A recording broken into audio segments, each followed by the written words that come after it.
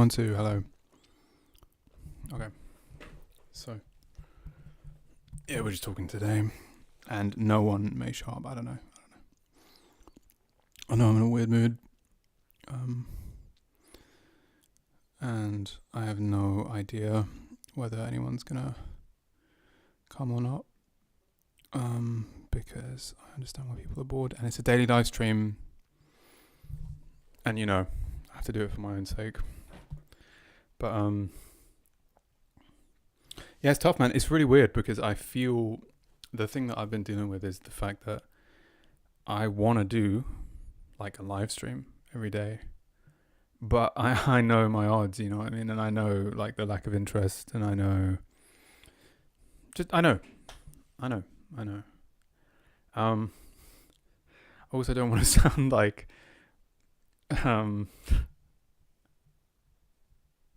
like someone selling something that no one wants, but I can understand. But I understand all of it. I know what I'm dealing with. I know what I'm doing. It would help a lot to set a time. People just roughly know it's the evening when I come on.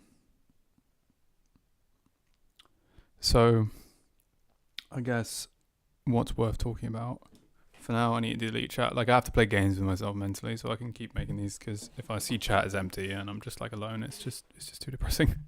But yeah, this one's gonna be talking because I'm all played out and I feel weird because I've come off HRT. I suppose this could be a way for me to say the things that I usually used to say in videos when I used to just kind of rant and shit. So, but I don't really want to rant.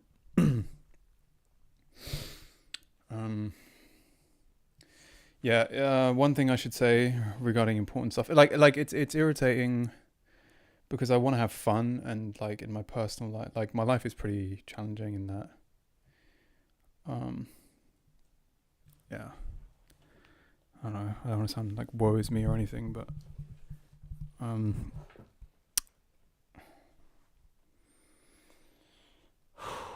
like some.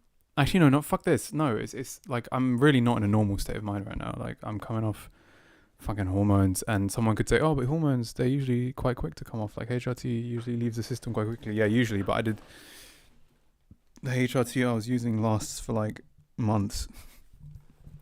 No, that sounds too dramatic. Like, it's a monthly shot. It's not a weekly shot. HRT is usually a weekly shot. This was a monthly shot.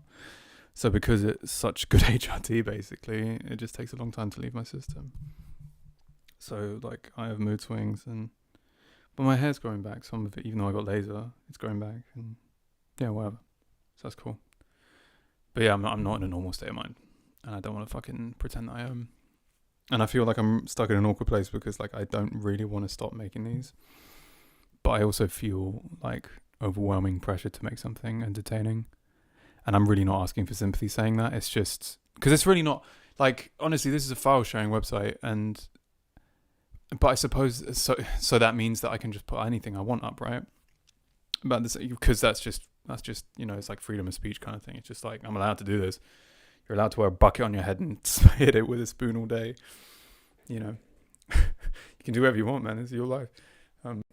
Strange way to spend it, but yeah.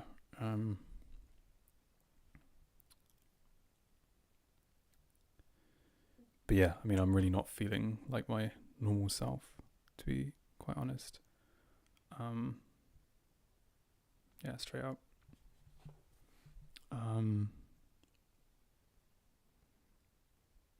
And yeah, like straight up, I'm not feeling. If I was like depressed or something like that, I wouldn't really talk about it because it's not something I talk about unless you're a friend, and then I know that I can sort of be myself.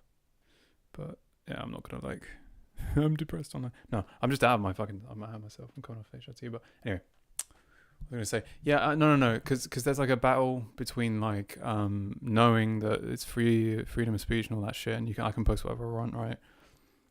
And then so there's that aspect of it, but then it's also coupled with the fact, and this might be an insecurity, it might be a good thing, it might be a bad thing. I don't really know. I just know that there's a part of me that also doesn't want to make stuff that's boring. At the same time as knowing that I still want to post every day, and I still want to stream every day, and I'm allowed to, and I don't know. I guess, yeah, it's weird. So it's weird. Like, I do want to stream every day. I'm not going to stop, but I also recognize that if I'm going to do that, I'm going to have to get over the fact that some of them aren't going to be very entertaining sometimes, which is hard because I tend to want things to be entertaining. In some way, I feel wrong for not making for not like trying to make what I make somewhat entertaining. Yeah, so it's tough,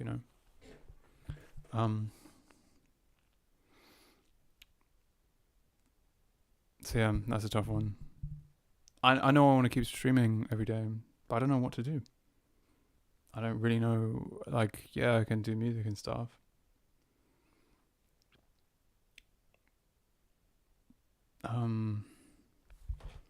Yeah, it's weird. I'm gonna have to just talk. There's nothing I can really.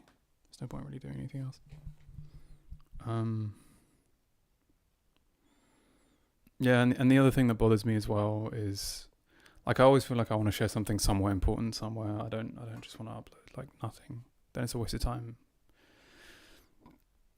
I want to post stuff that I would watch for at least a moment, at least. So the other thing that's kind of bothering me is the fact that I've made this documentary, The Secret Trauma Behind Western Civilization, that's really good, and someone was suggesting I remake it, and I probably should, because it will help a lot of people. But I also don't really know how to present things. Like, I know I should give it another crack in terms of like remaking it, so that, because I was saying jokingly, but it's also kind of true, like that documentary, like almost every line is like very, like it's so information dense. Every line has so much implication. Every single one, almost every single one. Like very few, there's no fluff, there's so little fluff in that documentary, but it's so concise that it's actually bad. It's kind of like 3 hours worth of material put into 30 minutes only because I was desperate to get the idea down.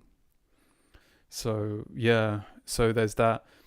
And there's the fact that I make stupid funny stuff to just offset like the responsibility of having something serious to say, and also I guess just like there's a kind of weary feeling of the fact that, like,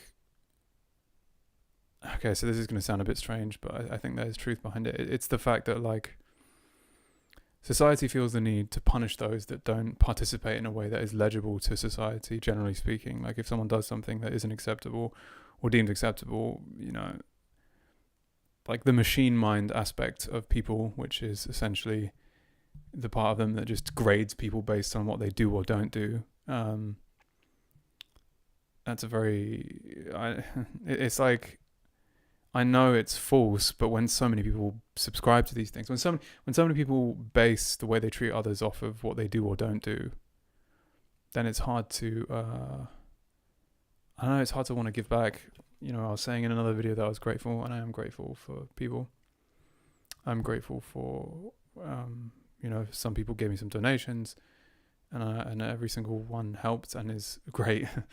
But it's also just a thing of like, and yeah, it does change my worldview in some way, but I don't know. Like when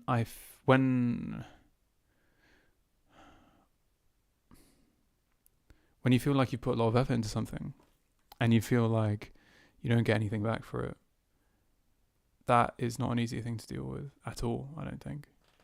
I think it's a really difficult thing to deal with. And when even though I've made something good that is worth a lot, and if I translated it better, it would help a lot of people, there is an element of tiredness and kind of resentment, yeah, to some extent. Because it's just like, it's why I made the dumb fish video, because it's just like, because my sense of humor is just my sense of humor is pretty twisted and stupid, but so I don't really care. But at the same time, it's like, yeah, I know that makes what I say less credible because I'm making stupid fish videos whilst also talking about some of the most significant things at the same time. And like most people would say, no, don't do that, do one or the other. But I don't really believe that. Also, that's a very old system kind of thing to do, to just like separate yourself in that way and act like, oh, if I have philosophical things to say, it means I can never make a joke, or vice versa. It's like, So, yeah, there's a bit of I kind of like, I don't know. It's like weird, you know. I feel like I'm pulling out all the stops in terms of like learning to allow myself to share as much as I can and give as much as I can. But there's also this element of like,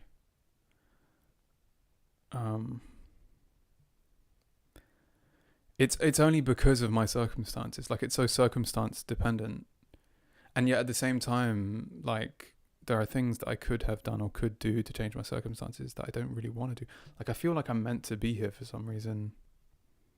Actually, no, I can even articulate the reason. I feel like I'm meant to be here because it's like challenging and interesting to overcome these things.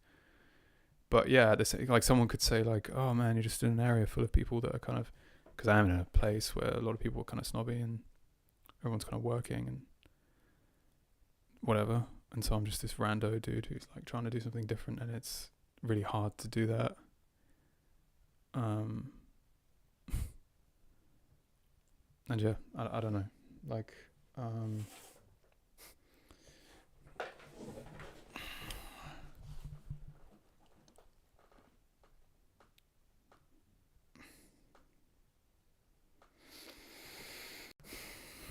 like, yeah, when I think about that documentary and the things I have to share, I guess there's kind of a reluctance because it's almost like,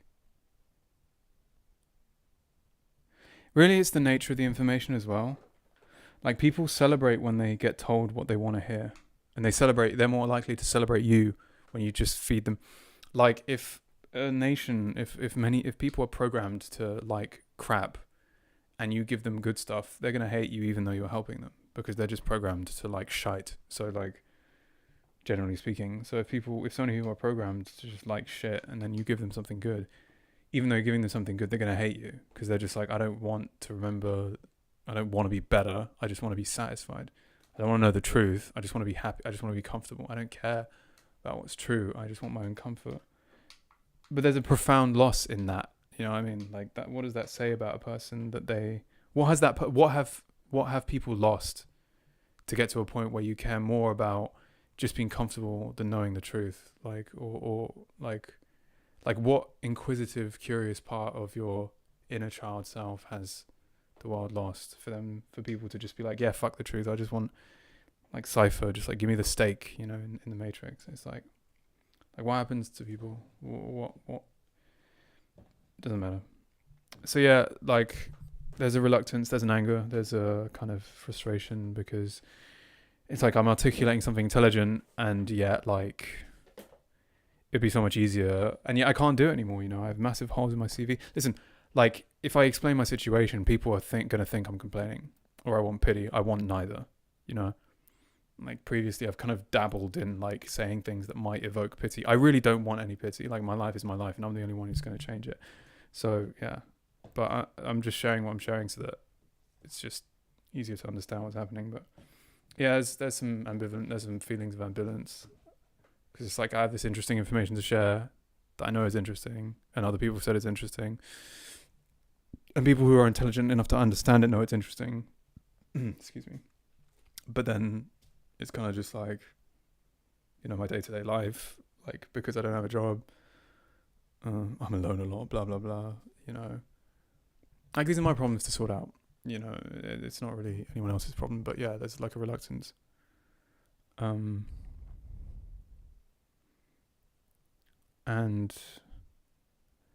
I guess in some very naive childish way I don't really understand why I'm in this situation, you know, where I feel like I went to some great lengths to find out information, and now not only is there no reward, well, I mean, there is a reward though. People have sent money, so it's not all for nothing. Though I will say some of the people that sent money I felt only wanted other things from me, but I guess whatever, who cares? But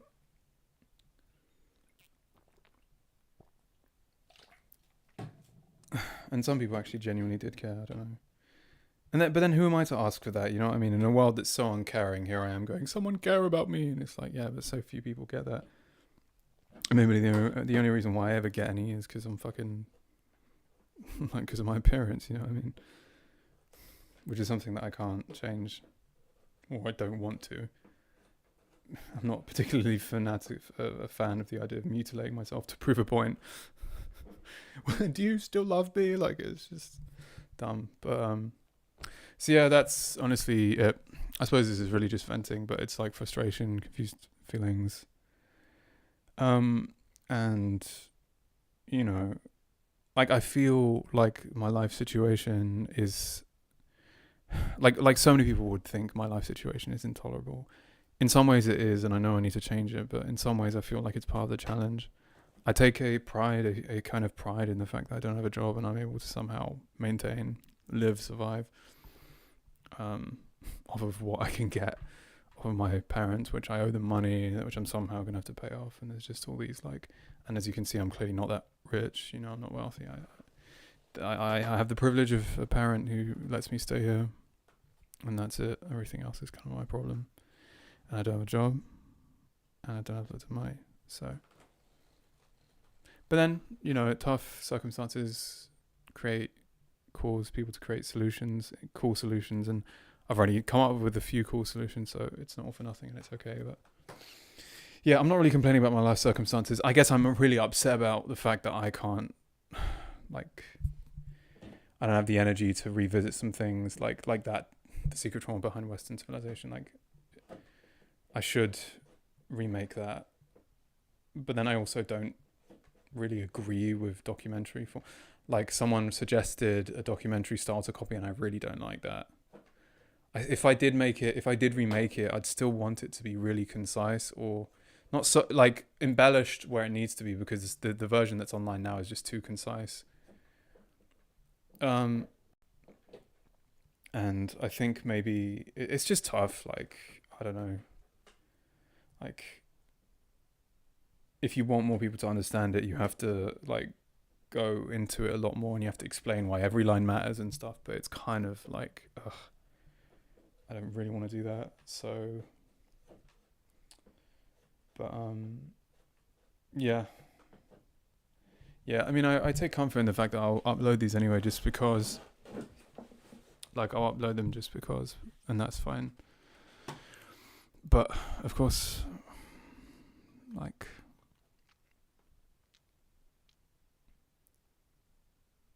yeah, I suppose it's more of an exercise in self-acceptance more than it is about entertaining others, though I do really enjoy entertaining others. And also I'm aware of the fact that, if I upload daily as an exercise of self-acceptance, whilst that might be good for my growth, I mean, as it pertains to other people, it could inspire them to care more about themselves and to whatever, but it's not entertaining. So,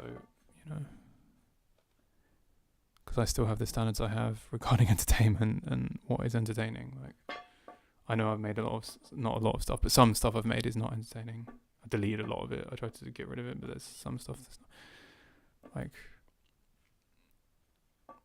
sometimes my standards are low, sometimes they're mid, often I'm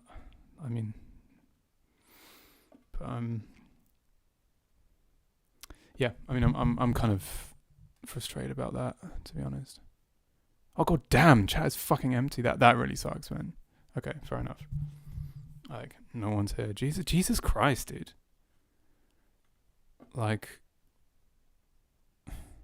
Man.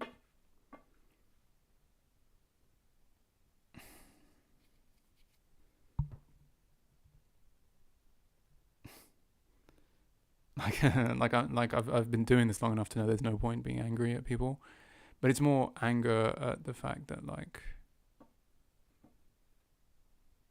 yeah, but why should I be angry though? Why would anyone want to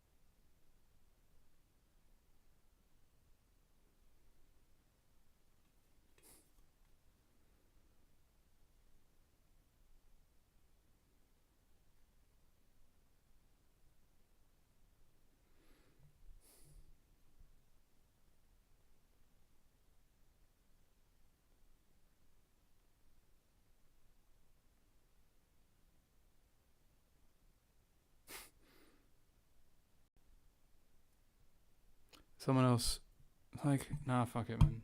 Like, fuck it. I believe what I believe. I can't be bothered.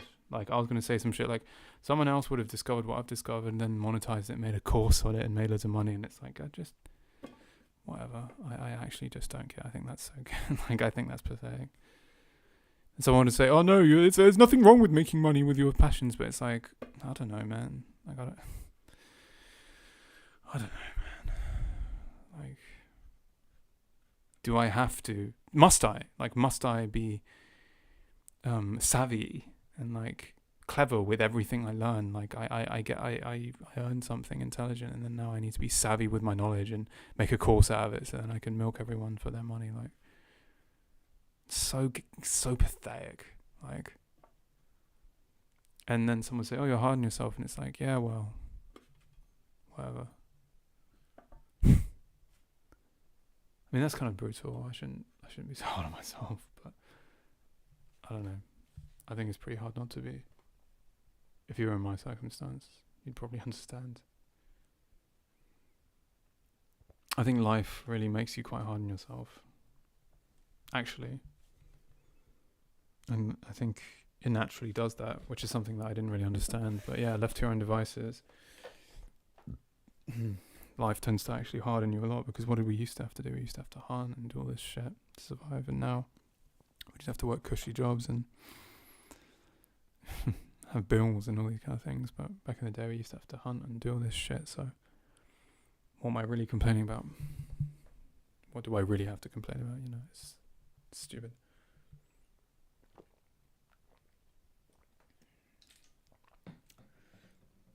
But yeah. Anyway, I'm gonna end this pretty soon. But yeah, of course. Yeah. Anyway, I might just be feeling weird, and frankly, like, I'm not really that interested in sharing myself talking. I just kind of wanted to play the guitar, but I don't know. It feels like too much, you know. It feels like too much to live stream every day, and then have like no one engaging with it. It's like, then what am I doing it for? Like, if no one cares about what I'm doing, like, why am I doing it? And then someone comes in out of pity, and you don't want that. So then it's just like, so then what do you do? If the only people come out of pity, why am I doing this then? Because then it's like, if people only come out of pity, people only come out of pity, they pity me, they're like, oh, this guy has no views, give him a like or something, yeah? So then, what point is there to prove? Like, yes, I can do this in spite of the fact that no one cares. It's like, I don't know if that's such a point to prove. I think it's more important that I add value. But then I think maybe, even though I've done my best to change this, I think in some way my self-worth is still tied to what I'm doing or how I'm doing it. So I think that's the problem, really. Like, I feel like my self-worth is probably tied into this a bit. So it's like, why am I like I don't know. I think it'd be cool. I thought it was inspiring. I was inspired. I was like, yeah, it'd be really cool to do a live stream every day. And I'm just like, oh wait, like, I think deep down a lot of people think I'm like you know what's really fucked up is that there are people, like, I've posted stuff that's like, I think the people that think I'm a lolcow are too stupid to understand the good things I've posted. So they just think I'm a clown who randomly goes off on intellectual tangents. Like, who even cares what these retards think? But like, yeah, that's crazy. Like, some like that I potentially have subscribers that hate me is like the craziest thing ever. Honestly, I want to roast the shit out of you guys, because you guys are such losers. Like, people that subscribe like out of hate, but like, it's like the worst. Like, how do you even have time in your life to like do that with your time? Like, to look down on someone and then subscribe because you hate them and you think they're worthless. It's like crazy to me. That kind of feeling exists in you is crazy to me. Because I wouldn't know how to relate. But yeah, what am I doing? Like, I don't want the only reason that I live stream every day to be this like defiant fist in the air of like, yes, I live stream every day even though no one cares. It's like, that's just retarded. That's just stupid. Like, what does that prove? I guess to some way it's like, yeah, raw. Like, I don't know. It's not entertaining to me. Like, I wouldn't find that entertaining. Guy streams every day, even though no one cares. Like, yeah, I mean, you know, I'm pretty loving and I understand everyone's reasons for doing what they do. Everyone has, if someone even, like, I'm very empathetic to other people's, to what other people do. So if someone did do that, I wouldn't hate on them, but I'd also think it was rather unfulfilling for them. Unless they were the kind of person that was spewing with entertainment and information every day. Which I don't. Some days I don't have anything entertaining or even informative, though I tried to be informative at least, to say. So that's tough. Because I feel like I don't even have anything, informative or entertaining. It's like, shit, like, why? But I don't know. Like, so then what am I doing? Then why am I continuing to do it?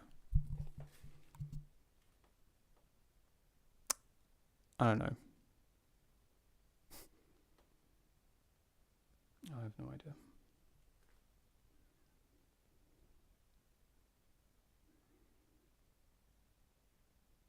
It's weird. Like, I want to continue live streaming every day,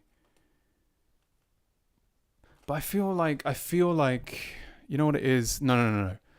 Because I'm trying to understand this. I'm trying to get underneath this so I can, like, I'm trying to get to a point where I can just arrange everything inside my head so that I can stick with it.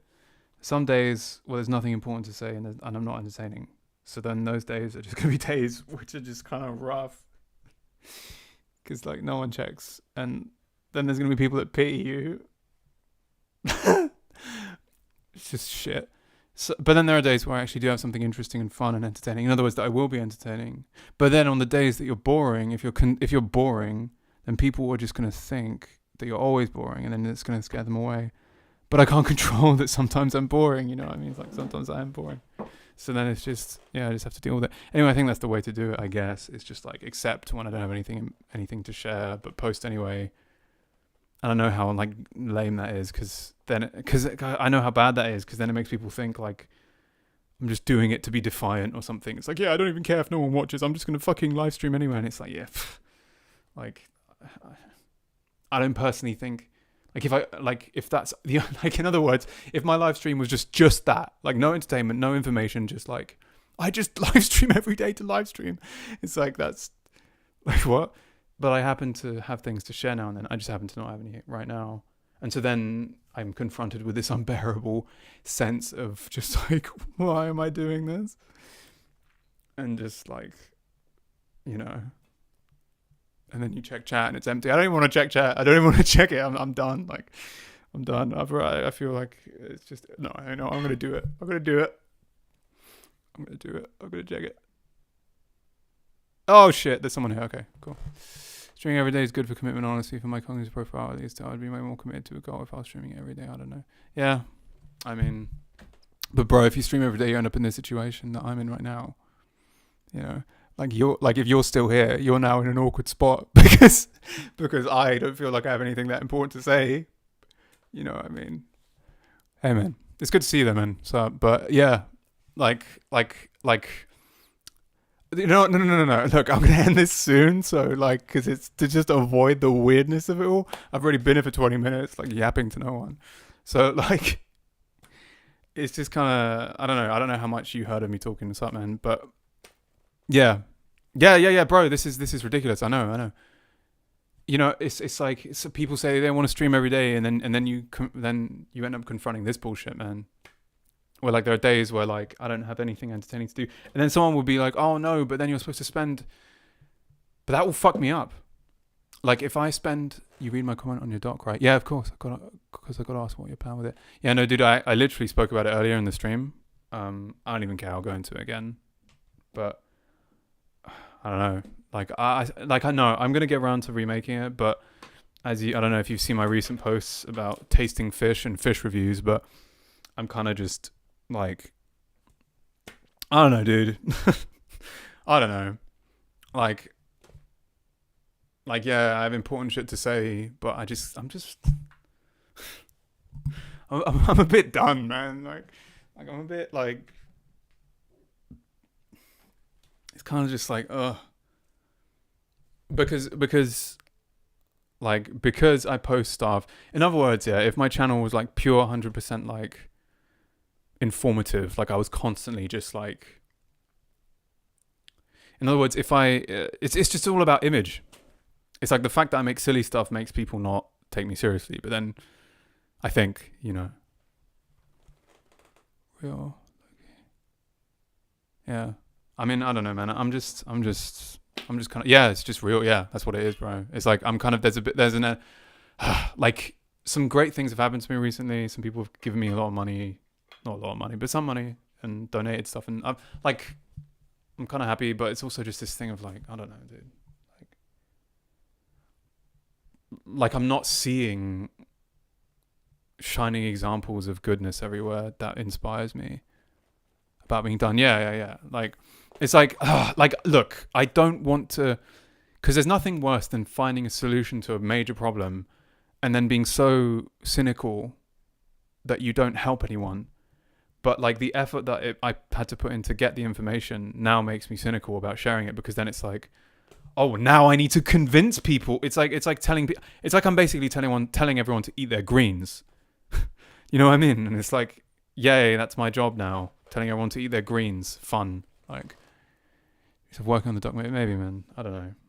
I kind of like, I suppose I could, but streaming doesn't have to be the most entertaining. Yeah, I know, but I don't know. I kind of want things to be entertaining. I generally want to entertain people. I get bored of stuff all the time. Like, I have high standards. Anyway, stop. I want to keep ranting about why I can't be bothered to help people.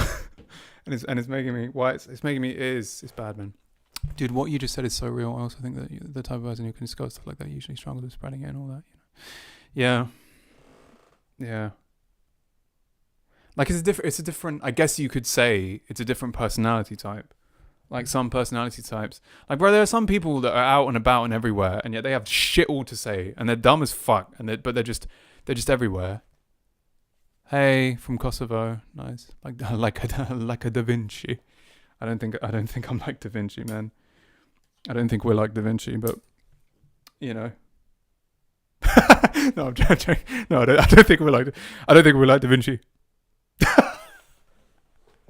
So dumb. Like the vanity, just like, I don't think we're like Da Vinci. I don't think we're geniuses like Elon Musk. Yeah, actually, maybe Elon isn't such a good call, but yeah, I don't know, man. I'm fucking. What's up from Kosovo? Hey, man. Hello from England. Yeah. I don't know. I don't like, this is the thing though. The truth is, I don't really want to be this way, man.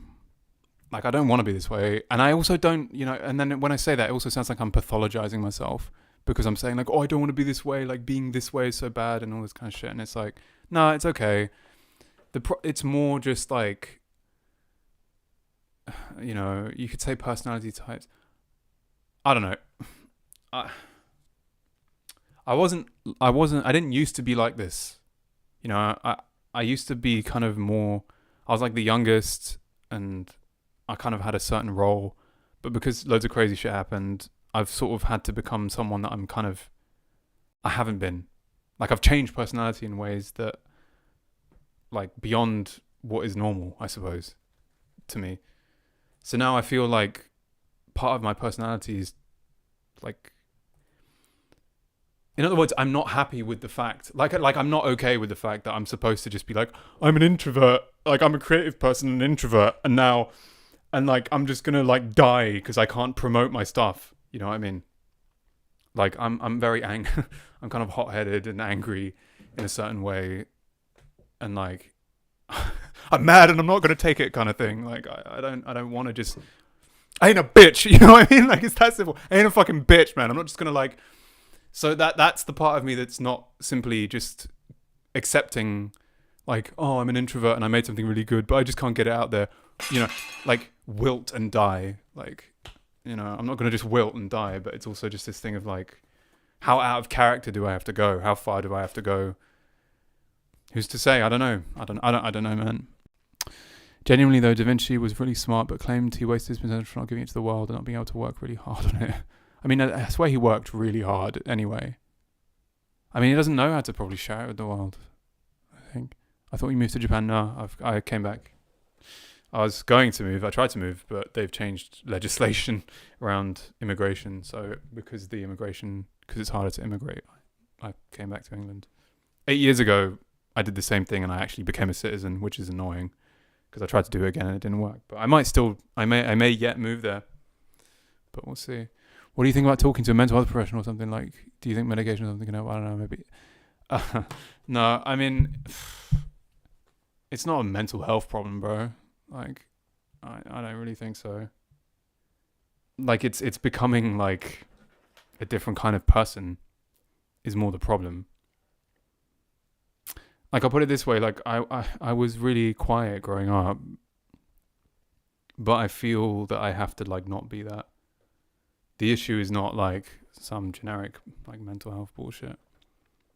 That's why you don't, like, I'm in a situation that would otherwise make people very depressed, and I'm not, like, you know, like, like, all I'm going to say is this. There are so many people in my situation that will literally open streams and just be like, I'm a loser, and and it's like, I get it. Because I've cried those same tears, but I'm not saying that. Like, it's not as simple as, like, I need mental health. Like, yeah, not wanting to portray myself, but also just, like my constitution, like, I'm, like, this kind of sensitive artist type, but I don't know. Like, life is really hard, man. Like, life is really hard. And that's something, and you know, like, I don't moan much, I think, but if I am going to moan about anything, it's that life is really quite hard. And then someone would say, like, you're depressed and all this stuff. No, I'm saying, like, the modern conveniences of reality, like, make life much, much, much easier. But life, like, historically, has been so many things. If I'm going to be really objective, it's been so many things. But there's an aspect of being, like, incarnated in a body, which is savage. It's just, like, hunt, you know, kill, protect, find food, find shelter, just all this kind of stuff.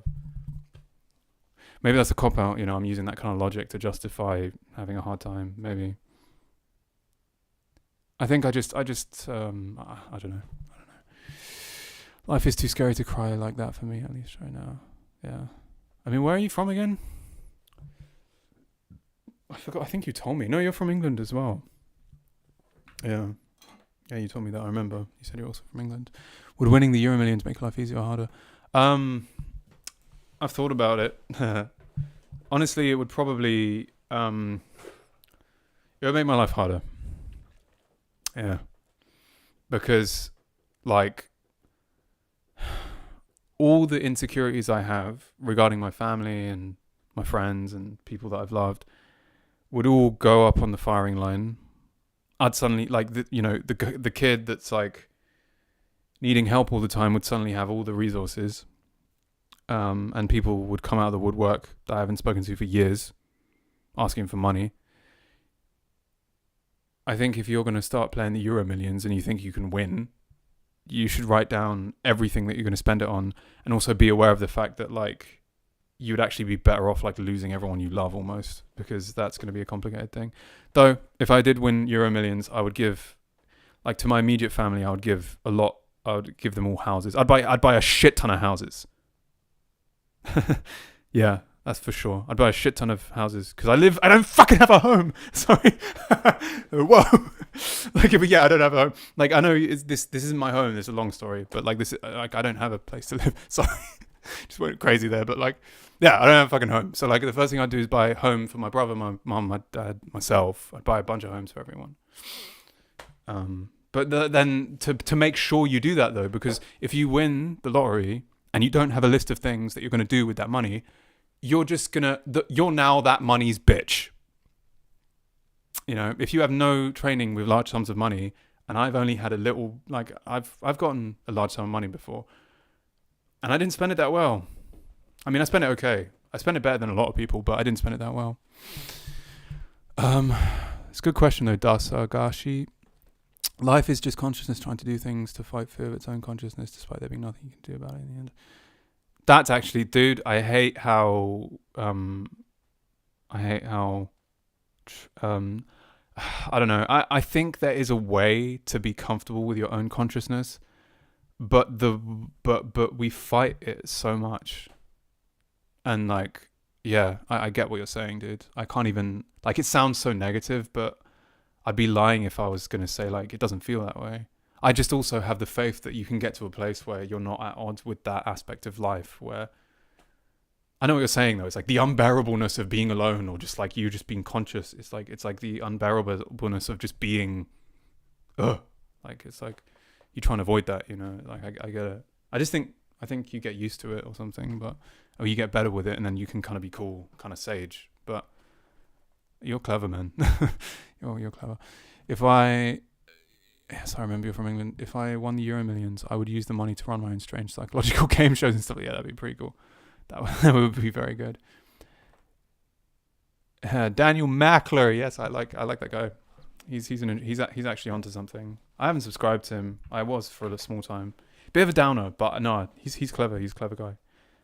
Daniel Mackler. Idea that the world would be better off if everyone cut off their family. It probably, yeah.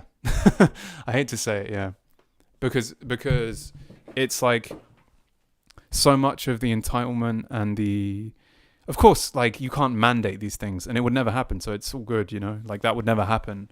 But if it did happen, it could be a good thing, because not like cutting out your family is like really, really hard, but it also makes you like, you can't be entitled when you have after that, you know, like to survive, like you just can't be entitled. You won't survive. So it would make people better people, I guess, but it's extremely difficult to. The world forces us to fight ourselves. No, I mean, if there was only one human in the whole world, it'd be much easier to do what you said, being sage. I'll be honest, like, after having spent a lot of time alone, I don't know, man. There's a reason why monks are revered. You know, being alone is very difficult. It can be very difficult because, man, I've spent time being spiritual and stuff. Like, spirituality is something that I've been dabbling in for a long time now, in quite a real way, and yet, like, just being alone is rather savage. But I believe when you get older, it's like, I think it's one of the hardest things, like being not just alone, but like the fact that you're like conscious and you're aware of the fact that if you're around other people, you will feel better, and that you need to eat and you need to sleep and you need to drink, and there are all these things you need to do to like keep yourself alive, and like these are hard, these are mean things to be thinking about. It's like, but I think, and so we want escape, we want pleasure, we want, and I think that's part of life. I think it's not, there's nothing wrong with that. I think it's unnatural to just be like, pleasure is like a good way of life. I think experiencing pleasure regularly is a good way of life. Arguably, it's more natural than always experiencing misfortune or discomfort. But then I also think, yeah, all our paths are so different, unique. That's true, but it's more like you lose attachments and stuff. If I was just sunbathing in nature, knowing I was the only person I'd ever chill out after a while and just accept it, I don't know. I don't know, man. Being alone, like, as someone who's been alone a lot, like, it's not easy. Like, as someone who's been alone more than a lot of people, it's just not easy. I'm not going to act like it's the hardest thing. Some people really enjoy it. I don't know. But I just know that, like, for me, it's like, but it depends though, innit?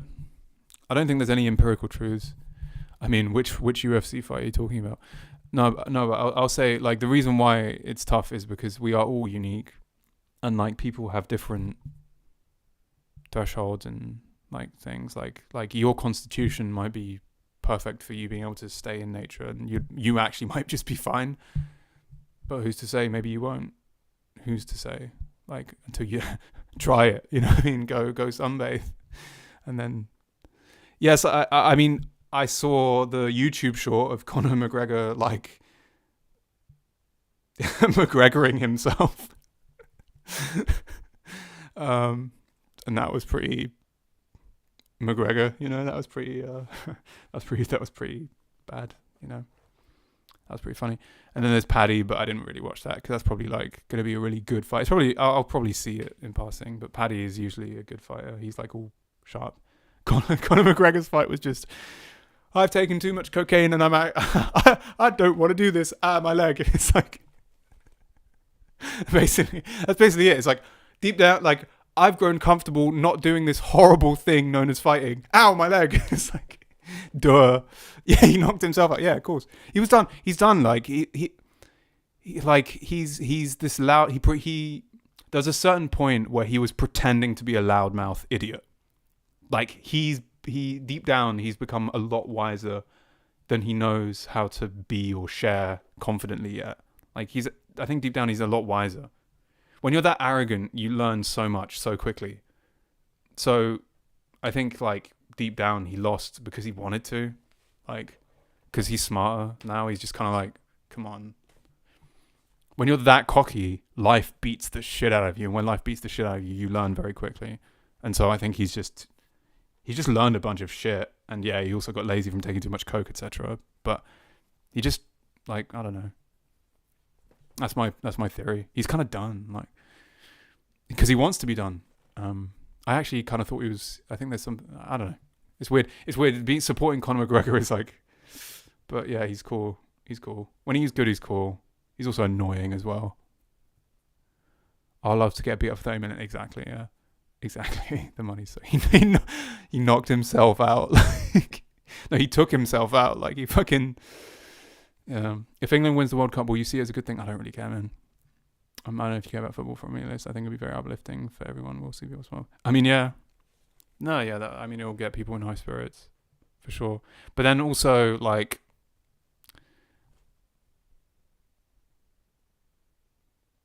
yeah, nah.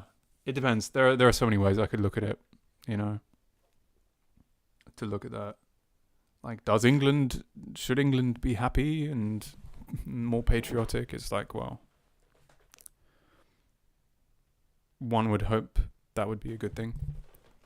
So guys, I just have a quick question. Is my voice should be in sync with the camera, right? Like when I speak, the words and my mouth move at the same time.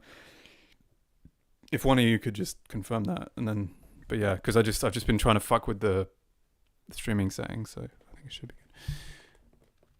Do you have any ancestral trauma regarding Irish people? I mean, I'm distantly Irish, very distantly, but I mean, not to my knowledge. I like Conor McGregor. McGregor. I like him. He was sick. He was kind of annoying as well at the same time. Like, I like him and he's also annoying.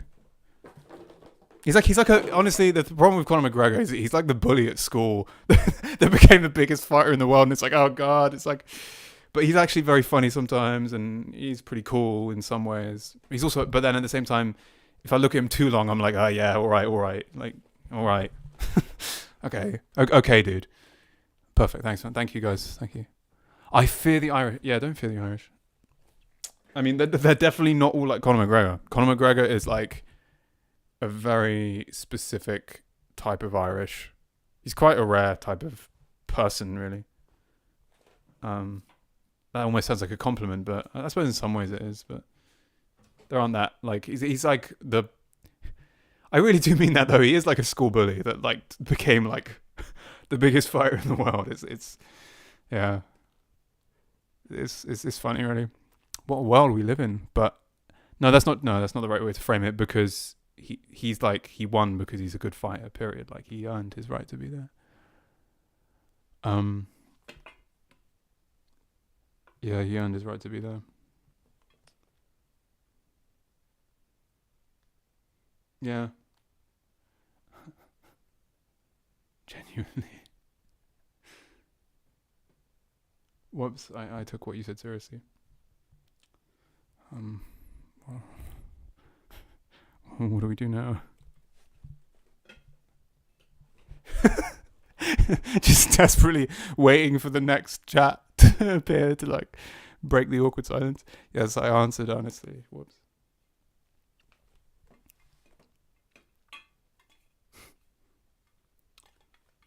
Do you think it's bad to make money off your spiritual gifts? I mean, earlier I was talking about that. Probably not. No, not really. I just don't really.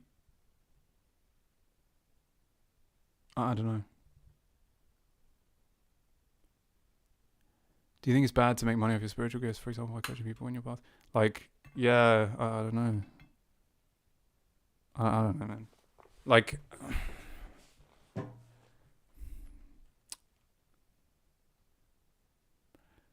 I'm gonna be honest. I don't think I. I don't know. I don't know. I honestly, when people say things like that to me, it makes me aware of how resentful I am towards people. Like, and it's a good thing because it helps me understand why I'm like how I push gifts away and stuff. But yeah, when you say that to me, I just think like fuck people almost. I know how bad that sounds, but it's almost yeah. I don't know, man. Like I was kind of a outside. Like I felt a lot of my life as an outsider, and like I'm basically like an outsider who learned how. Like no, you know what it is. Like I'm an outsider who learned how to be an insider, and then because of how I learned how to cope with being an outsider, it made me not enjoy being an insider, even though I kind of figured out how to do it. Like I was like, oh shit, like I understand all this stuff. Oh, this is dumb though. Like I missed this. I kind of like being an outsider was so much harder and like more entertaining because it's hard. But maybe I'm just addicted to pain or something. I don't know. But so yeah, but I don't know. I think there's some like I don't know. It's weird. You're kind of making me aware of the fact that I have resentment on some level towards people. I shouldn't be so honest. It's like really a bad look. To just be like, yeah, I resent people, but like, yeah, you're actually making me aware of the fact that on some level, like, why don't I teach people in the spiritual stuff and make courses and all these kind of stuff? Because, like, I don't know, like, I don't know how many, like,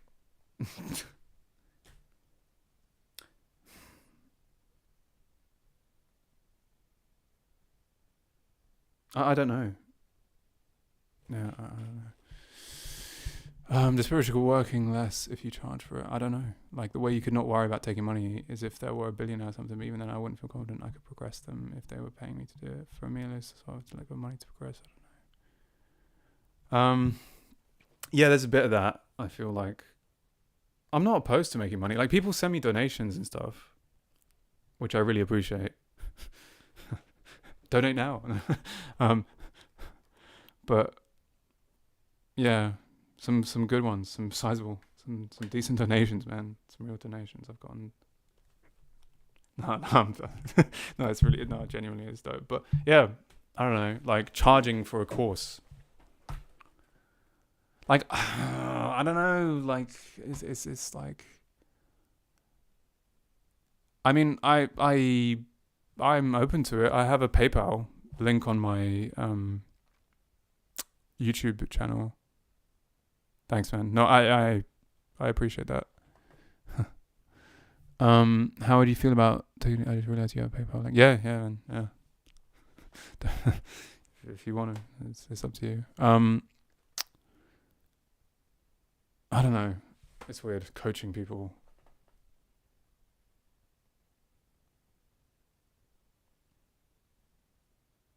Actually, now that I think about it, I don't know why I don't do that. I think it's because I hate so many coaches. No. This is it. Like, I feel like when I've needed help, and I have needed help, but then I couldn't find the help, so I helped myself. And then I just see all these coaches with their stupid, shiny faces saying everything is so easy, just going, yeah, like, come sign up for my course, and then fund my life, fund my cunty lifestyle so I can continue not helping people really and taking their money. I just never want to be that. You know, I have so much disdain for those kinds of people, like people that claim to help but don't help anyone. Like I think that's the resentment. I think it's just I just don't want to be a shit coach because there are so many of them. You know, there's so many shit coaches. So many people just take. Oh yeah, give me £50, £100, £150, $300, whatever. Let me just take your money and teach you nothing, and just like, but it's all structured in such a way that you think you're learning and then you just don't learn anything. And there are a lot of them, and it's sad because I don't know. To some people, they'd be like, "Oh, you sound so resentful," but it's like, yeah, I guess I am resentful. I'm resentful to shit teachers because there are so many opportunists, like people who just want to rip people off and take their money, and so I just never want to be that, basically. And if I ever did coach people, it's not that I'd have to be the mega ultra deluxe like teacher. It's more that I just want to make sure that they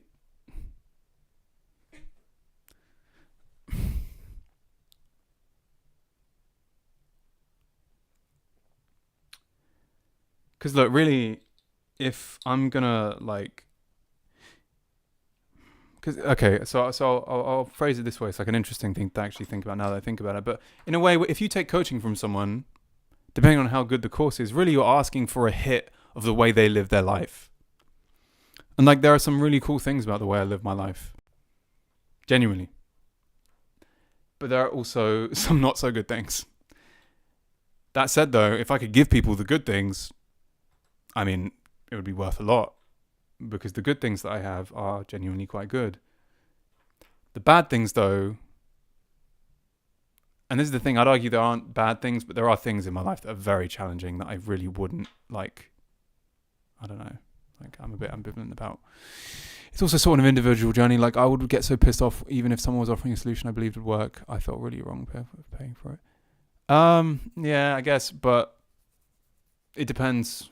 Like I don't know. I've paid for sessions with people and it's been worth it. I think you could coach people though. To be honest, maybe teach is a better word. The biggest help is friendship. Yeah, I guess, but yeah, you can't buy friendship. I think you can actually coach people though. Teach me a better word. I guess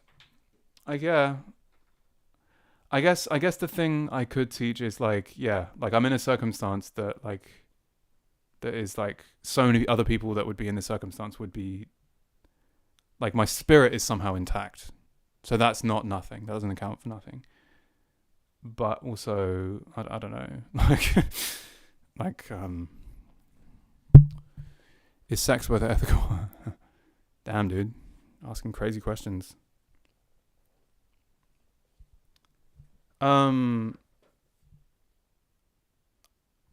gonna get different opinions on that, but I personally think, yeah. Is it ethical? Is sex worth ethical?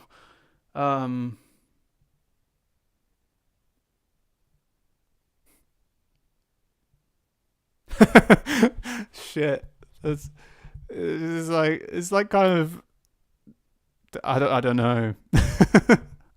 I don't know, man. I don't know. Is sex worth ethical?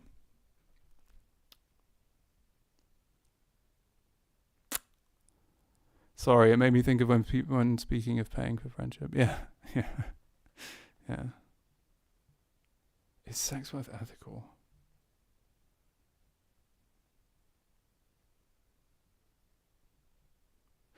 I don't know if it's ethical. I know it happens. That's what I'm going to say. I know it happens. Yeah. Asking for a friend. Yeah, exactly. Yeah. Asking for a friend. It's okay, dude. If you want to do sex work, you can do it if you like. I'm not gonna stomp on your dreams of being the newest porn star, Kosovo's newest, hottest porn star phenomenon. I'm not gonna stop you. If you chase your dreams, dude. If that's what you want. But yeah, I don't know about ethical. I just know it happens. So that's the way I'd frame it. Unfortunately, I don't think it's a matter of ethical. It just happens in this world. Yeah, no, the coaching thing is weird because I've actually thought about it in the sense that like, but it's tough because I'm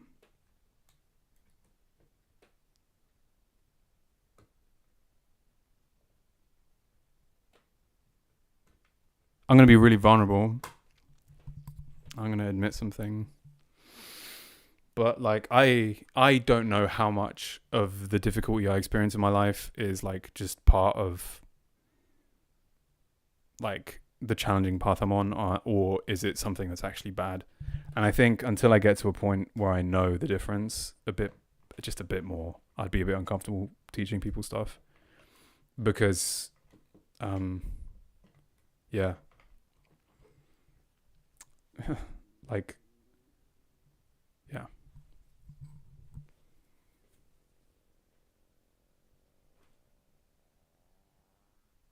Thank you very much. My stomach's fucking making crazy noises.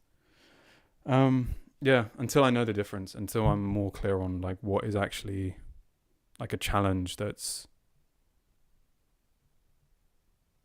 good for me. No. A challenge that is part of just the path I'm on, because I'm on this crazy path of like being spiritual while still in the matrix, blah, blah, blah.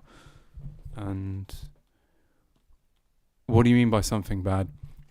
I don't know. Like sometimes, like if I was to look at my life and see the things that really like, you know, we all take stock of our lives, right? We all look down. Sometimes we take a look from the top down at our lives and we think like, okay, what's good and what's bad here? There's a lot of good stuff that gets overshadowed by the fact that, yeah, I mean, this doesn't sound very nice, but yeah, I mean, I'm alone a lot, probably, and I learn a lot from it. And it's tough because sometimes I feel like it's good, sometimes I feel like it's bad. I think that's, I suppose, the amount of time that I'm alone is one of the things that concerns me. Like, it's funny because I was brushing over it before, but yeah,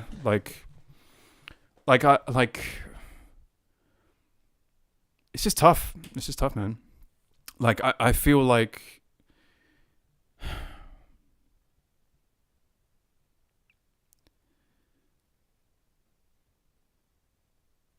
you got to take the good with the bad, and sometimes good things come with like everything that happens. Every path you choose has two sides, doesn't it? Right. So if my path is one of like wanting to know the truth at great expense, like it's like you get to know the truth, or I feel like, in other words, that documentary I made, right? I was only able to make that documentary because I've spent so many years living in this strange way. Like so many things coalesced to allow me to come to those conclusions that are in that fucking documentary, man. Like, and so I'm in a weird situation where like I'm reluctant to lead because my life, like if you coach people, you teach people, other people in your ways, you're basically in a small way, you're kind of cloning yourself a little bit. Like you, at the very least, you're giving a part of yourself to other people. And, you know, even if you intend to only give the good parts, in some ways, you know, you kind of worry that you'll give some of the bad parts, and because it's possible that it can be something bad also being a part of the path. That's what I mean. Yeah. But I have trouble discerning that. Like maybe things being bad can make you realize a character flaw, which can compel you to work on it. Happened to me at least. Yeah. Yeah. Like, hang on, I'm going to read that again. Because it's possible that it can be something bad also being a part of the path. That's what I mean though. That's exactly what I'm talking about. It's like I'm having trouble discerning between whether something is actually really just wrong and I should change it, or it's just kind of part of what I'm doing. And like, but this is the thing though, at the same time, like because of the path I've walked, I'm able to do things other people can't do. And so it's tough because when I find myself doing things other people can't do, or like being things that other people can't be, or getting away with things that other people can't get away with, of course I feel affirmed in my choices, you know? So then it's maybe a bit of a vicious cycle or something, because it's like, and maybe that, so yeah, you know, there you go. That's the moral quandary that prevents me from being like, yes, I'm your teacher. Like, I'll come be like a kind of rogue outsider cowboy thing that's like somehow mountain goat, somehow living decently in an intolerable situation. Would you say if you started teaching, you would slightly leave your current life or struggle progress behind? Maybe you'd kept your development by choosing comfort. Yeah, I mean that's assuming that if I started teaching people, I'd be able to make a living of any kind from it. I don't know how like it's funny because it's like on your end of things, you're just being sweet, and well, I don't know what you're being, but you're just saying what you think really, and generally being respectful because yeah. But like on my end of things, I have to be so brutal, and it's like, dude, I don't know how many people, like maybe I shouldn't be this honest. You know, you're not supposed to be this honest. Business, money. But it's like, if I'm being honest here, dude, I don't know how many people are interested as well. There's that fact. How many people are interested? It's like, Would you say if you started teaching you would slightly leave? I'm going to read that again. Leave your current life of struggle, progress behind. Maybe you'd get very development by choosing comfort. Yeah, that's what I mean. That's a thought. You're kind of, dude. Thank you, man. This is great because you're kind of just you're voicing the concerns that I have. Like these are the things that worry me. It's like I'm on this crazy path that's very difficult, and then I think, oh man, maybe I should just like throw in the towel and just get a job. And even though like my CV looks like shit and I don't even know if I could get a job, I've kind of gone too far now. I'm too far gone. Really, this is what you're bearing witness to now with my channel and everything. It's like I'm like there are two worlds. There's the old system and the new system, and because like there are lots of people who are real, recognize real. You are real. Because like there's a new system, but like I'm trying to do it my way, and so that's why it's taking so long for me to do it. Whereas like other people, I don't know. There are loads of new age people that are like already making the new world and all this kind of stuff. You don't want to get too into that, but yeah, the old system is like something I've kind of left behind already. You know, they're just like, because I can't get back in, man. Like I don't know, like all I care about is music and art and spirituality, and I just don't know how to like work a job without feeling like I'm lying to myself. Being what others can't comes with living like others don't. Yeah, that's it. Yeah, but then it also comes with the benefits of that, which is kind of like Diogenes the Cynic, like, yeah, they're like, and the benefits are real, man. Like they're kind of crazy. Like, I don't know. Like when I talk about benefits, like, dude, like, okay, I know. Okay, I'm gonna paint a picture for you, yeah, and you can easily dismiss this. You know, you could easily dismiss this, right? But like, this is going to be so like annoying to explain, and like I could honestly make documentaries out of this shit that I say sometimes in passing, and that sounds vain. I don't mean it to be, but it's just, but yeah, like fucking, hang on, what is it? The problem with rock stars or like Hollywood is that these kind of people, they get to the top and then they have everything thrown at them, but in a very particular way. Because it's so hard to get up there, it creates this really fucked up thing where like they push themselves super hard to get there, and then they get all these rewards, but because they push themselves so hard, it becomes this kind of vicious cycle of feeling like you always need to push really hard to get anything, and it's kind of intense, right? But like the way that I've played it is like, it's kind of dumb. I don't know, someone could laugh at it or maybe, but like I've shared a kiss with a girl that was better than a lot of sex I've had, you know, and that's from like and then like someone could say like, oh, but what is that worth, you know? Like, isn't really like isn't living well like basically living like a rock star where you just sleep with everyone and you have mansions and all this kind of stuff, which is not, you know, I'm not above that, you know, wanting these things, but accept your fate, you know. You got to see it as a gift and that you're working for other people. That's what I've done. My end goal is when I'm old and I'll unlearned, I'll write up everything really neatly to publish. When on the schizoid journey, the Matrix is very happy to pay you to stop at any time, and the further along you are, the more they pay. Anything to stop you progressing. The schizoid journey. The Matrix either pays you or sentences you to live on the bridge. Yeah. But there's so the point is I decided to live under the bridge a long time ago. Like, dude, the amount of like I have stockpiled devotion within myself, because you need to do that. Like, I don't know, I needed to do that. Like, what does that mean? Stockpile devotion within myself. Stockpile devotion in the sense that like I've made commitments to myself to music. Like even just today, I was crying about how I don't know. It's like there's a Jim Croce lyric. I don't know if you know Jim Croce, but he's like, how it feels to have a dream and how it feels to dream alone. It's like people think dreaming is easy or living your dreams is easy. And someone would look at me and be like, you're not living your dreams. And it's like, well, actually, I kind of am. Like, I want to make music that's really good. I want to make art. I want to do this kind of weird, crazy thing. And I'm kind of doing it. I'm just not doing it with any of the like shiny shit that makes people envious, you know? But I am kind of living my dreams. And another thing that's crazy is that when I walk around, like, because I don't work for the man, and yeah, I know, I live at my mum's, but I don't even care about that anymore because she barely helps me with anything anyway. So like I'm kind of just scraping by in this bizarre existence. But the one thing that I have noticed is that all the people that work and haven't thought as much as I have. I mean, I don't know. Like, the drawback is like, the drawback of living this way is like, yeah, it's tough to live this way, but one of the positives is that when I walk around, no one can, like, very few people can tell me anything, because I can just look right through them, because I'm like, because dude, you've seen the documentary, like I know that shit, like I feel that shit lives in my bones, like the knowledge that the system is inherently corrupt, and like people are still living in these kind of fantasy realms where like the system that they live in is like benevolent. It's like, no, it despises you at your core, like. But I've already accepted that, like it's like, and they're still in denial basically, so I can always just dismiss people basically, because they're always sizing you up a lot of the time. People are sizing you up a lot of the time, and because of the information I know, I can literally just be like, you're dismissed. Like, there's nothing you can tell me, because there isn't, unless they've got something nice to say, which I also have nice things to say. Have you considered moving into a van and doing the van life thing? No, I can't drive. And also, I don't want to live in a van. I would prefer a tent, honestly. You can be a touring musician. Yeah, maybe. I doubt it. I mean, bands have wanted to recruit me and stuff. No, bands have wanted to recruit me. I suppose I could take that route. My problem is that I'm just stubborn, man. Like, like the unfortunate truth is I'm inspired by people like Lemmy.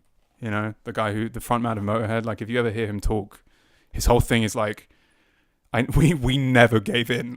Like we said fuck you to the very end. Like, we were just like fuck you. Like, we're gonna do it our way or the highway. You know, like that's it.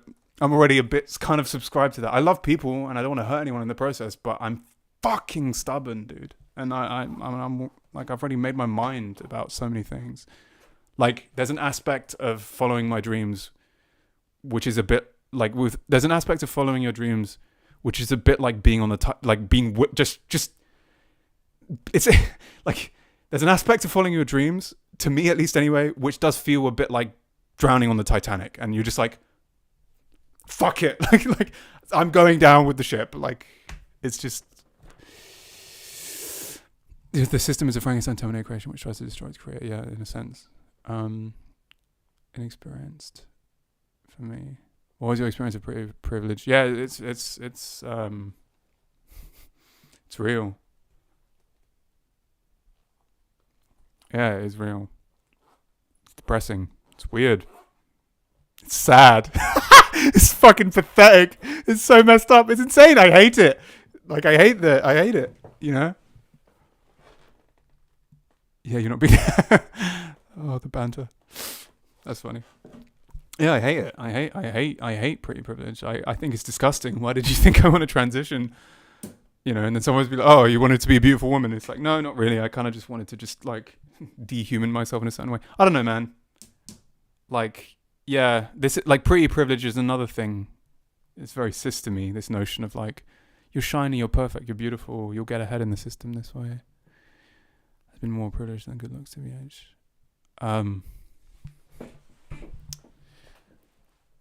You know what's messed up? I'm going to tell you some things that you won't usually hear from handsome or attractive people. But like, I know that like, if you're not as good looking and you have any confidence, people really press you. They don't let you strut your shit if you're not good looking. And even if you are good looking, like, honestly, it's messed up, but the only people that get away with being arrogant are people that are like very big or like muscular, man or woman, and attractive. They can get away with everything. It's sad, really. It's not a good thing. It's sad.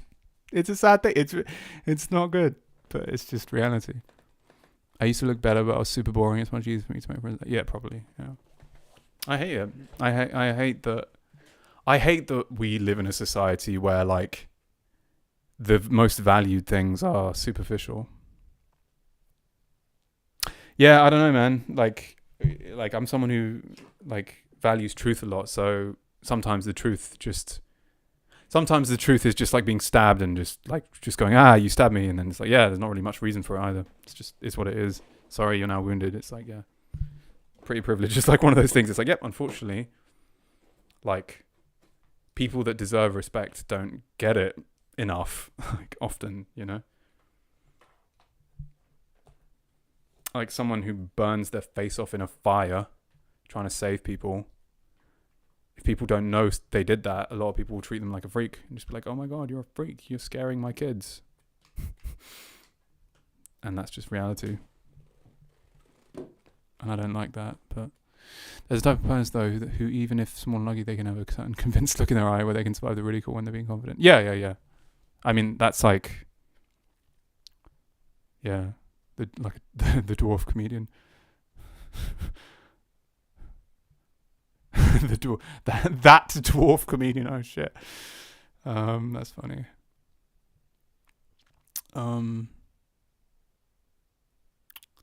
A certain convinced look in their eyes.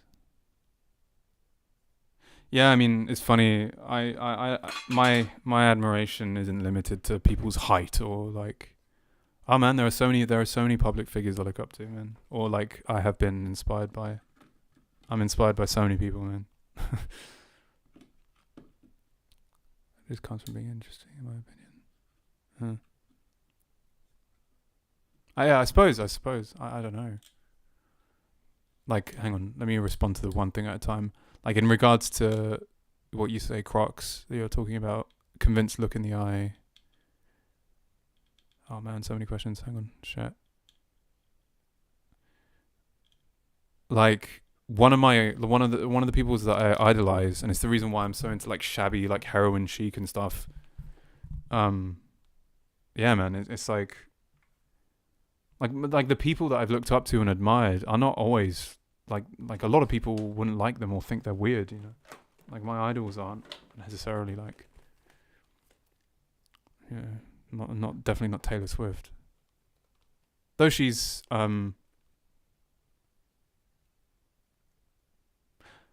she seems to do a lot of good for other people, but I wouldn't know about it. So I'll give her that. But are there any public figures you look up to? So many, man. There are so many. Yeah, there are so many. Most of them are musicians. Yeah, most of the people, and as well, when you say look up to, like I don't really look up to anyone. I mean, okay, I'll give you like one for sure. Like Lemmy, the lead singer from Motorhead. Yeah, he's great. He's one of my favorite philosophers in a way. You should be careful though, listening to Lemmy. Like, because yeah, it's weird. It's like that's like two birds, one stone. But yeah, Lemmy from Motorhead is one of my favorite philosophers actually, and I'll say that because, like, yeah, but he's also dangerous. Like if you actually, then again, I think that's the sign of any good philosopher or artist is like they're a bit dangerous. It's like, because that means they really have the ability to change people. But it's like, yeah, he is one of my favorite philosophers because his whole thing is just like some people are honest to their own detriment, and I think he's one of those people, but you can never say he wasn't honest to the very end. Even if sometimes he was honest to the point of like, for example, like Lemmy from Motorhead, I don't want to talk about this too much, it feels too derivative, but he was like, he had a reputation for drinking a lot and smoking a lot and always being a party guy, right? But then he felt the need, maybe he felt he couldn't stop, but he felt the need to be that all the way through to the bone, like always with a cigarette in hand, always drinking Jack Daniels, always like it wasn't enough for him to have the image of a quote rock star. Like he had to live that way constantly, which is like not easy at all and extremely painful. And he died when he was only 80 or 70, which is very young, really, in a certain way, and he could have lived much longer if he just stopped, but he felt the need, and that's where like sincerity became a problem for him. But he's one of my favorite philosophers because he's just like, there's a photo of him like pointing, and but his whole thing is just like, what you know. It's up to you whether you live according to it. It's up to you whether you like lie to yourself about what you know or not, or you convince yourself you don't know. You just say, oh no, I don't know what's true, but like really we all know what's true. Like okay, I'll tell you this. We're gonna talk. I have something real to say now, somewhat.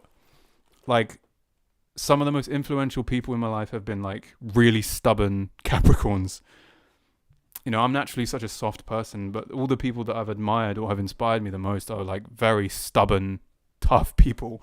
Like one of my old best friends, and just because I don't know, there's just something beautiful about someone who doesn't compromise.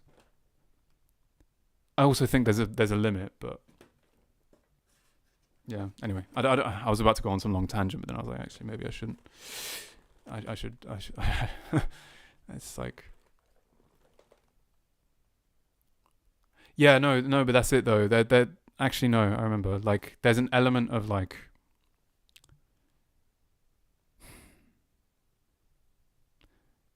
in that friendship.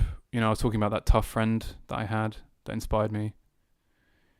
In that friendship, I was the one that had access to like visions and dreams and like ideas that were like, I could dream big, but I was impractical. He was practical, but he couldn't dream big, right? Most people, unfortunately, have one or the other. Like, one person, like most people are like, they have dreams, but they don't actualize them, or they're very stubborn and they're very hardworking, but they waste all their energy on shit that isn't even that daring. It's very rare for someone to be like extremely imaginative and extremely determined. That's what Elon Musk is essentially. It's someone who is both visionary and an extremely hard worker. That combination is so rare. I grew up as someone who is inherently imaginative. I was the imaginative big picture fucker. My problem has always been that I'm too fucking soft. And I know I sound like I'm being so hard on myself, but if I'm not, I won't achieve the things I want to achieve. It would be a waste, wouldn't it? Like if I can envision all these things and I can imagine all this stuff and I can feel all these fucking things, but then I don't have the determination to make any of that happen, what a waste, right? So these kids that, like my old best friend who used to annoy the fuck out of me because he'd always shoot down my ideas. As I've gotten older, I've kind of come to appreciate how tough he is and how hard I've begun to see life through his eyes a lot more. And that's why I talk about Lemmy, because he's like an embodiment of that friend at like the nth degree. It's like my friend times 10 is like Lemmy, basically. He's just the kind of guy that's like yeah, have your like it's beautiful to have dreams and ideas, but then you also need someone to fucking get the knife to your throat and be like, are you gonna do it though? Like, how far will you go? Are you gonna do it? Like, how far are you gonna go? Like, what are you gonna risk? What are you actually gonna risk though? Are you gonna risk anything? Are you gonna be a pussy?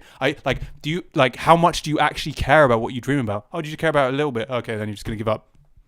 Guess what? It's not gonna stop bothering you though. It's gonna hang around. Anyway, I'm ranting like crazy, but do I like Charles Bukowski? Yes.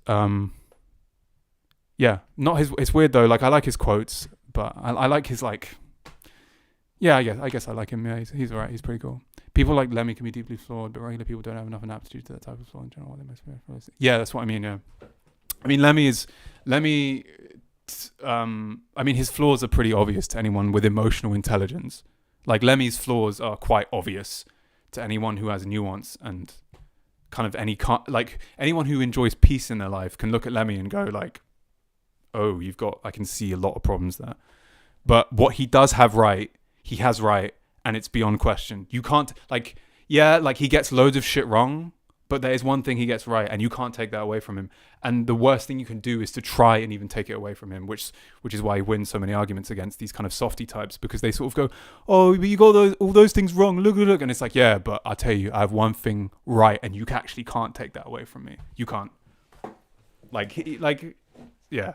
Like there's an aspect of life which is very brutal, and I think that's true. Like that, there's an aspect of life that's very brutal, and I think like people that try not to accept that are just doomed to always get fucking rug pulled by someone that's willing to accept it. I'm not a masochist. I try not to be too much of a masochist or such a tough fucker, but yeah. Anyway, I'm ranting, bro. I need to shut the fuck up. Are popular figures propped up by the Matrix as controlled opposition, therefore they're not that enlightened? I think a lot of them, yeah. I think a lot of them. I don't know. I wouldn't know. Look, everyone's journeys are so varied and different, and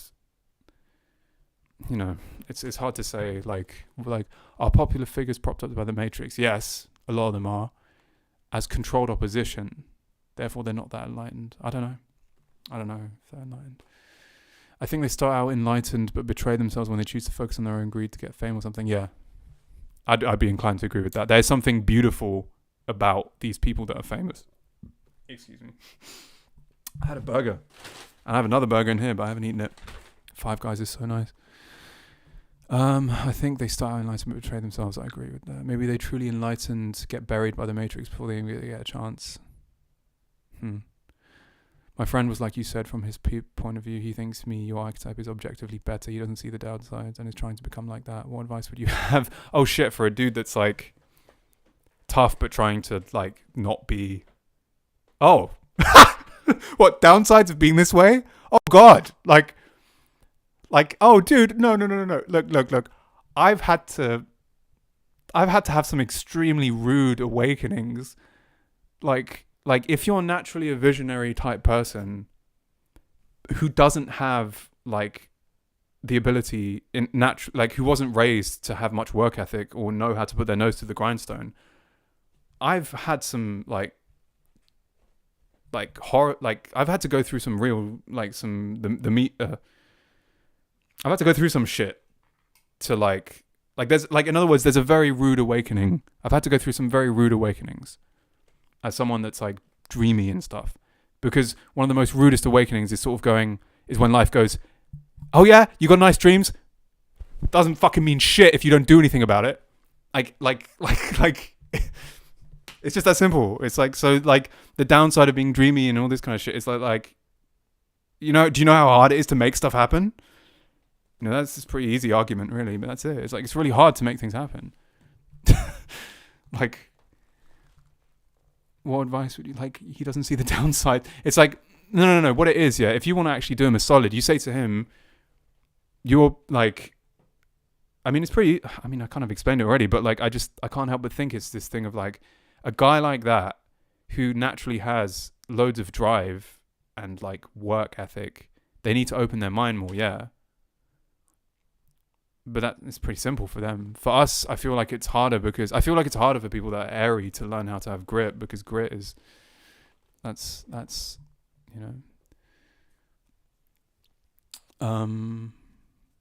they don't get buried, I don't think. They just think themselves to death and end up institutionalized or working in dirty, scruffy offices, I suppose.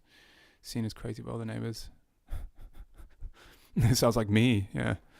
Enlightenment goes against publishing, putting things out. They killed Kurt Cobain. A guy like the tough guy trying to be more like you. If he saw your doc and thought, I want to be like that, I don't know what to tell him. Oh, right, yeah. Okay. Basically, so this is the thing. So the problem, the tough guy archetype you're talking about, kids that are tough, like my best friend, the reason why they're tough is because when they're kids, they're not exposed to enough light. They haven't been in to be inspired is to be shown enough light, beauty. Often people that are tough, they're tough because they haven't seen, they've learned to survive without very much light. And that makes you very strong. But it doesn't make you particularly, inspired. It doesn't make you particularly, it's your capacity to, in other words, when you're inspired, your ability to inspire is created. Your imagination is crafted. Your imagination is what biggened, embiggened, widened, increased in size when you're inspired. But often to be tough, you don't receive much, I think, So someone like that, they kind of need to have experiences which inspire them, truly inspires them in a way which makes them cry. Like beauty and love, the likes of which they maybe have never felt before. And that will break them open in the way that would help them, I think. Because that's the kind of medicine that someone like that needs. If they really are tough like that, it's because they just haven't seen, they haven't had parents that were nice to them, or they've had to fight their whole lives. Usually people like that are quite low on inspiration and beauty and things like that. Whereas I was the other way around in a certain way. Can you really understand what it's like from our point of view without experiencing it though? Maybe I should just let him.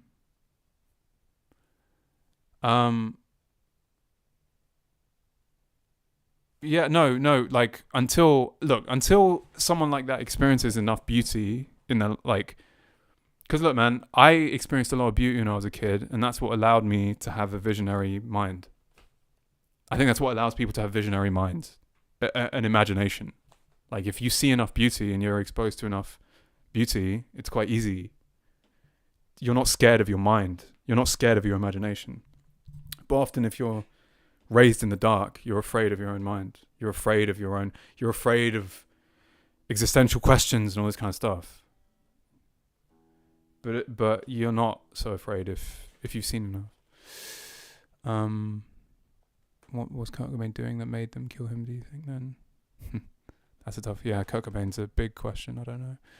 Since a lot of other people I've seen make it out that your archetype is fixed rather than dependent on upbringing. No. I think. But this is the thing though. Like, okay, I'll put it this way. The like, because I have a friend. You know, the thing that you're talking about with your friend, I've had with another friend, and the one thing I've learned is that like, they have to really want it, and most people don't really want it. Like, I've taught myself to be much more practical because I had to become more practical. Not because I really want to. In a lot of ways, I had to. Because I have dreams, I have these visions, and I want them to come to fruition so badly.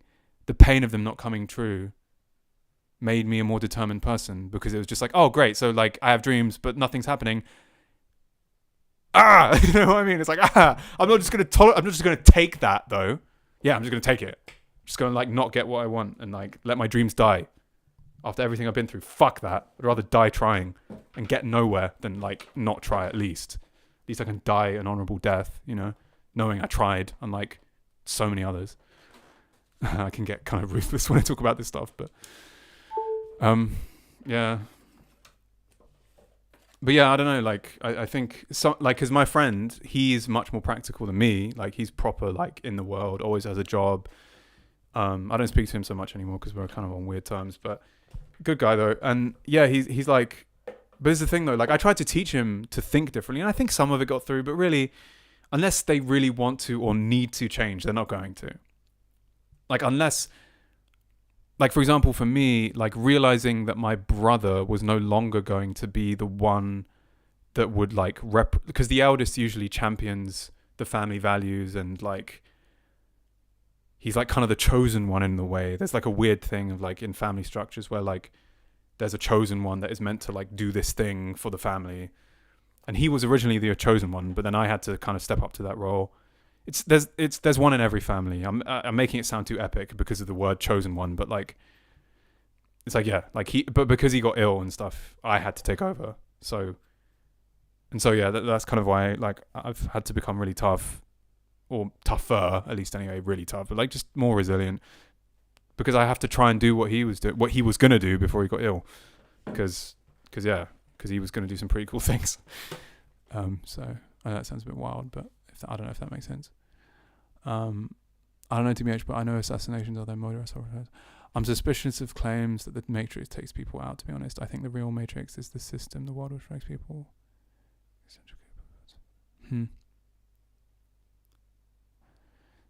JFK, okay. JFK is the most likely one on the list for there to be conspiracy around, but even then it would have to be more economic than the spiritual deep state. I mean... Man.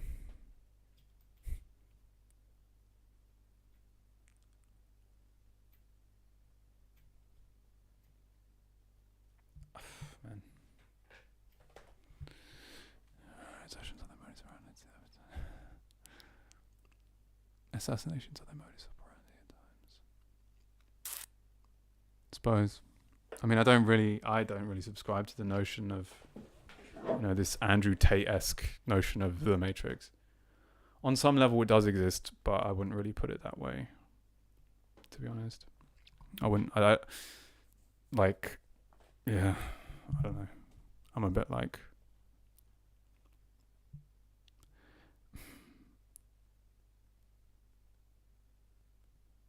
The reason why I don't care so much about who's at the top is because you can kind of understand what they believe and what their goal is quite easily from down here, you know? So like, I don't even care who they are, because I know, in a weird way, knowing what their agenda is makes who they are kind of irrelevant. Because like, if the agenda is to like, in some sense, snuff out what is original or individual in you, inadvertently or occasionally done on purpose, it's like, who cares? It's all the same shit. JFK is the most likely on your list. JFK is the most likely one on your list for there to be a conspiracy around, but even then it would be more economic than some spiritual. Thoughts on conspiracies, man. I was trying to describe above. Thanks, man. Yeah, Desire, I don't know, man. If you clearly think quite deeply, so yeah, you should. There's a documentary I made called The Secret: Trauma Behind Western Civilization, which is powerful. Check it out. Like even the people at the top of the victims. Yeah, bro. It's like, bro, when you know this shit, boy. Like, okay. Yeah, no, I can ask you now. Like, do you not know what I mean when I say it's kind of like, it does sort out a lot of questions. Like a lot of questions, right? Like so many. It gives me that like the things that I learned to make that video. Like, I swear, man, like I just don't worry about stuff nearly as much as I used to, because so much of what makes life hard in this modern Western way of the world is like is just all the is like having to do normal shit while having all these existential, larger than life questions remain unanswered, you know. Yeah, man, I'm glad it helped. Yeah. It's dope, man. It's fucking dope. It's so nice. Because it's like, now it's a pleasure to share it with someone, to share the love. But like, the process of figuring this stuff out was so painful. But knowing that it's helped people and it's helped me, it's like, it kind of makes it worth it. But like, yeah, it's like, man, because when you know the stuff that's in that documentary, it's kind of just like, bro, like, just like, what is there left to do but to follow your dreams? Like, if Jesus did that, and like, now we're living in the shadows of what fucking Jesus did and all this kind of stuff, and like, Rome never fell. Well, it's starting to fall now. Rome is starting to fall now, not then. It's falling now. The system that was built 2,000 years ago is falling now. You know. How long have things gone on for? No wonder there are secret societies made, because there are people that had to like. There are people that like outthought the system or experienced things that just made it clear to them how out of date and how like retarded everything was, and so they had to make secret societies. Not that I'm on their side. I wouldn't limit to the West. The whole world is that way. Yeah, I know. It's fucked. It's like that way. Unfortunately, the way of thinking is. There's a lot of bullshit afoot. I think the main thing is that like, people are just kept in these states of denial, or like these states of like. In other words, I feel like that documentary is designed to like pop the bubble so that people can be upset and then they can just get over it and move on from a place where they don't, from a foundation that is solid. Because it's like Western civilization, and I suppose, yeah, you're saying it's like the whole world, yeah. But like it's the whole world, but it started from the West. It's a Western virus. It's a Western mind virus. It started, like, it's a Western problem that took over the world. But yeah, like, hang on, I'm going to read what you said.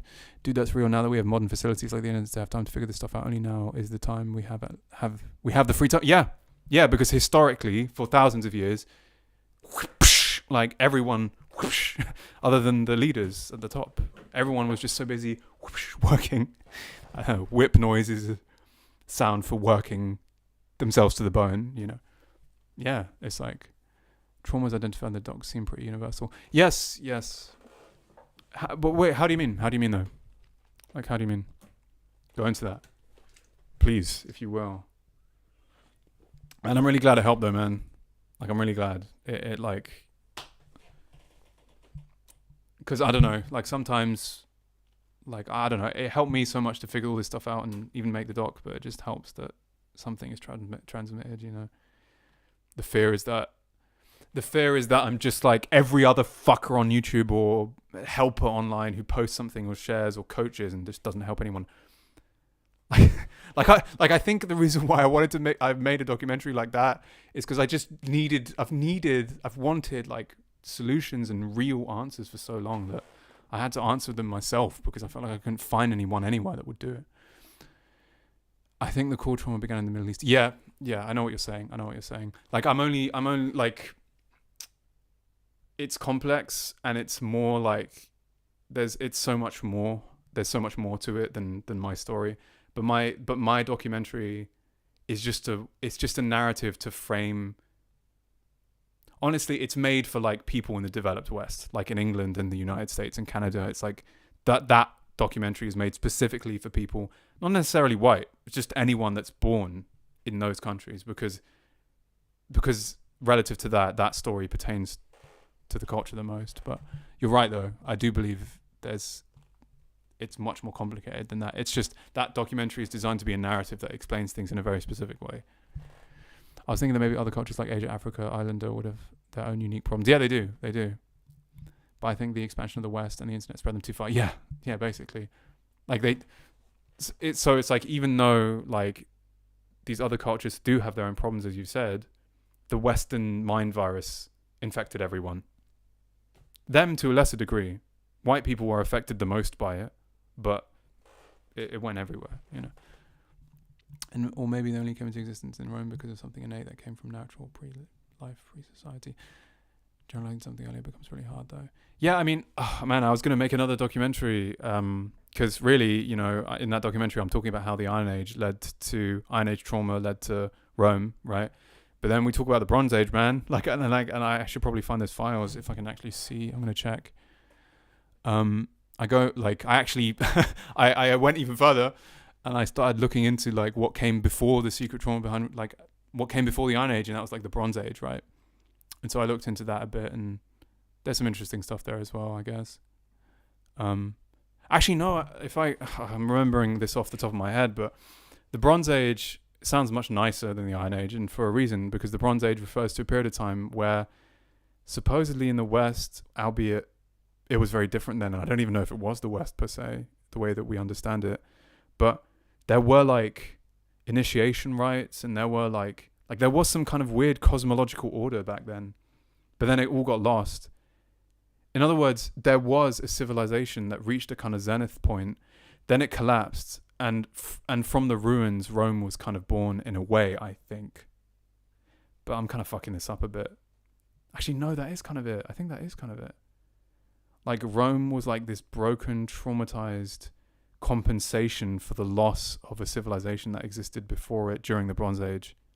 And during the Bronze Age, there were like spirituality was a thing, and there was like order and stuff, and it was crazy. Like people lived these kind of crazy poetic existences, and there were like priests and stuff, and yeah, apparently spirituality was like a thing. It was crazy. Bronze Age was crazy, and then the Iron Age was like, I think everything went to shit. I don't know. It's complicated. I'm mincing this. I hear a story in Indiana Jones. Thanks, man. Yeah, I know, man. It's wild. There are other people that have done this as well, but they went to Yale, you know? Like, I just fucking figured this. Bro, what's different, I feel like, for me is that because I found this out using, like, just my own, like, self-introspection and, like, ChatGPT, I live this, like, I can't, look, I'll put it this way. I can't tell you how, like, I had to dig, excuse my stomach, fucking bugger, to find this information. I had to dig so deeply within my own soul. And so, like, yeah, I don't know, man. It's yeah, I appreciate that, man. Thank you for saying that. Thank you. Yeah, it's like, yeah, it's similar to what Nietzsche did. Yeah. To be honest, yeah, it's kind of what Nietzsche did. But the thing is, though, is that truthfully, dude, like, you know, yeah, it's like, this is epic and it's very intense and it's like, wow. And like, I've basically done something that rivals things that like, but the difference is because I investigated within myself, unlike these fucking stuffy historians who don't really feel very much and are just very intellectualized. Like, I figured this out by digging my own soul and like investigating, like, and like doing shadow work and like crying so much and like feeling so many emotions and doing all this kind of crazy shit. So like, I suppose in a lot of ways, like, I'm reluctant to capitalize on it because I don't know, man. Like, musicians, like, it just seems a bit unrewarding in some way, I guess. Climate change around 4000 BC introduced the concept of shortage into the human psyche, a radically different social, political, and social paradigms. Yeah, climate change. Perhaps, yeah. Not even perhaps. I'm sure you're right.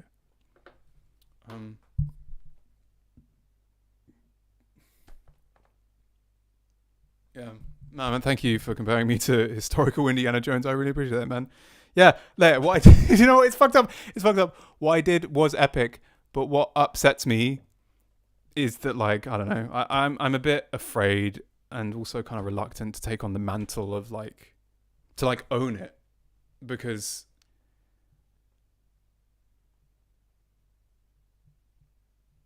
I think because the way that I found this information out, the way that I found it was so personal, I won't take not criticism. I won't take like judgment well because it would just be annoying, you know. Because it's just gonna be like someone saying like, no, that's not true, and it's like, I've seen it, I've felt it, I've lived it. Like, what do you want me to do? Like yeah, I don't know. I can't science it for you. I can't like, you know, I can't like show you a time capsule or whatever. I just know what makes sense based off of like, I don't know. Yeah, it's tough, you know. It's like I found out something real that's very useful, but because I found out in such an unconventional way, you know, that's the problem. It's a very unconventional way. I found it out really in a really unconventional way. It's like I didn't do it academically. I didn't go to school and study loads. It's like I just pieced everything to get like just everything coalesced in such a way and added up in such a way that I was able to come to this conclusion. But you know, I didn't go to uni or study like a motherfucker. You look to the symptoms diagnosis rather than old books and pointing details of X, Y. Yeah, this is what I'm saying, man. If you keep uploading every day, good ideas do spread by transmission. So honest, the ideas out there. Worst case is someone more practical will watch the doc and do the groundwork of sciencing it by diffusion. Yeah. I don't really care if like, yeah, you know, I'm gonna say something that's a bit intense, but like, the truth is, like, someone can rip off my idea, but I'm the one that found the idea. Like, and I know someone could be like, oh, that's dumb and that's whatever, and it's like, I don't know, man.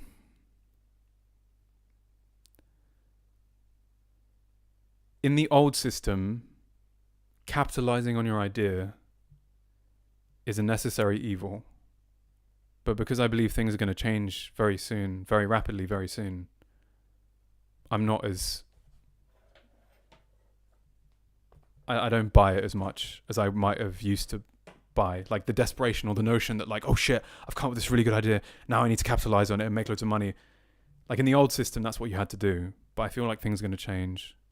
That's just my opinion. That's like, these are very subjective opinions, but I just believe that way, that shitty, desperate way of existing of like, oh, I found this precious gem and now I need to get my money's worth for it. It's like, I don't know. That's like in a very... Anyway. There's a reason why Nikola Tesla's ideas were all stolen and other people made money from them instead of him. The person who comes up with the ideas is so troubled, usually from my experience. Yeah. I mean, the thing is, though, is... I don't know, man. Like...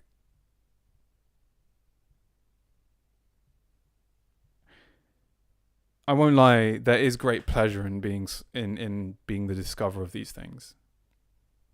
Like, even though I don't think I was the first to come to these conclusions, but the way I came to them, I think, the way I have come to them, yeah, I think is quite rare. But I'll be honest, like, the pleasure is kind of figuring this stuff out in a lot of ways. Like, I would kind of do this even if no one cared. Because really, I went on this huge tear of understanding history of the Western civilization because I had to. Because like this combination of having a spiritual awakening and doing loads of shadow work, being from the West, and ChatGPT 4.0 being very like sycophantic / factually accurate in a certain way, it all just coalesced into this ability to like do this thing.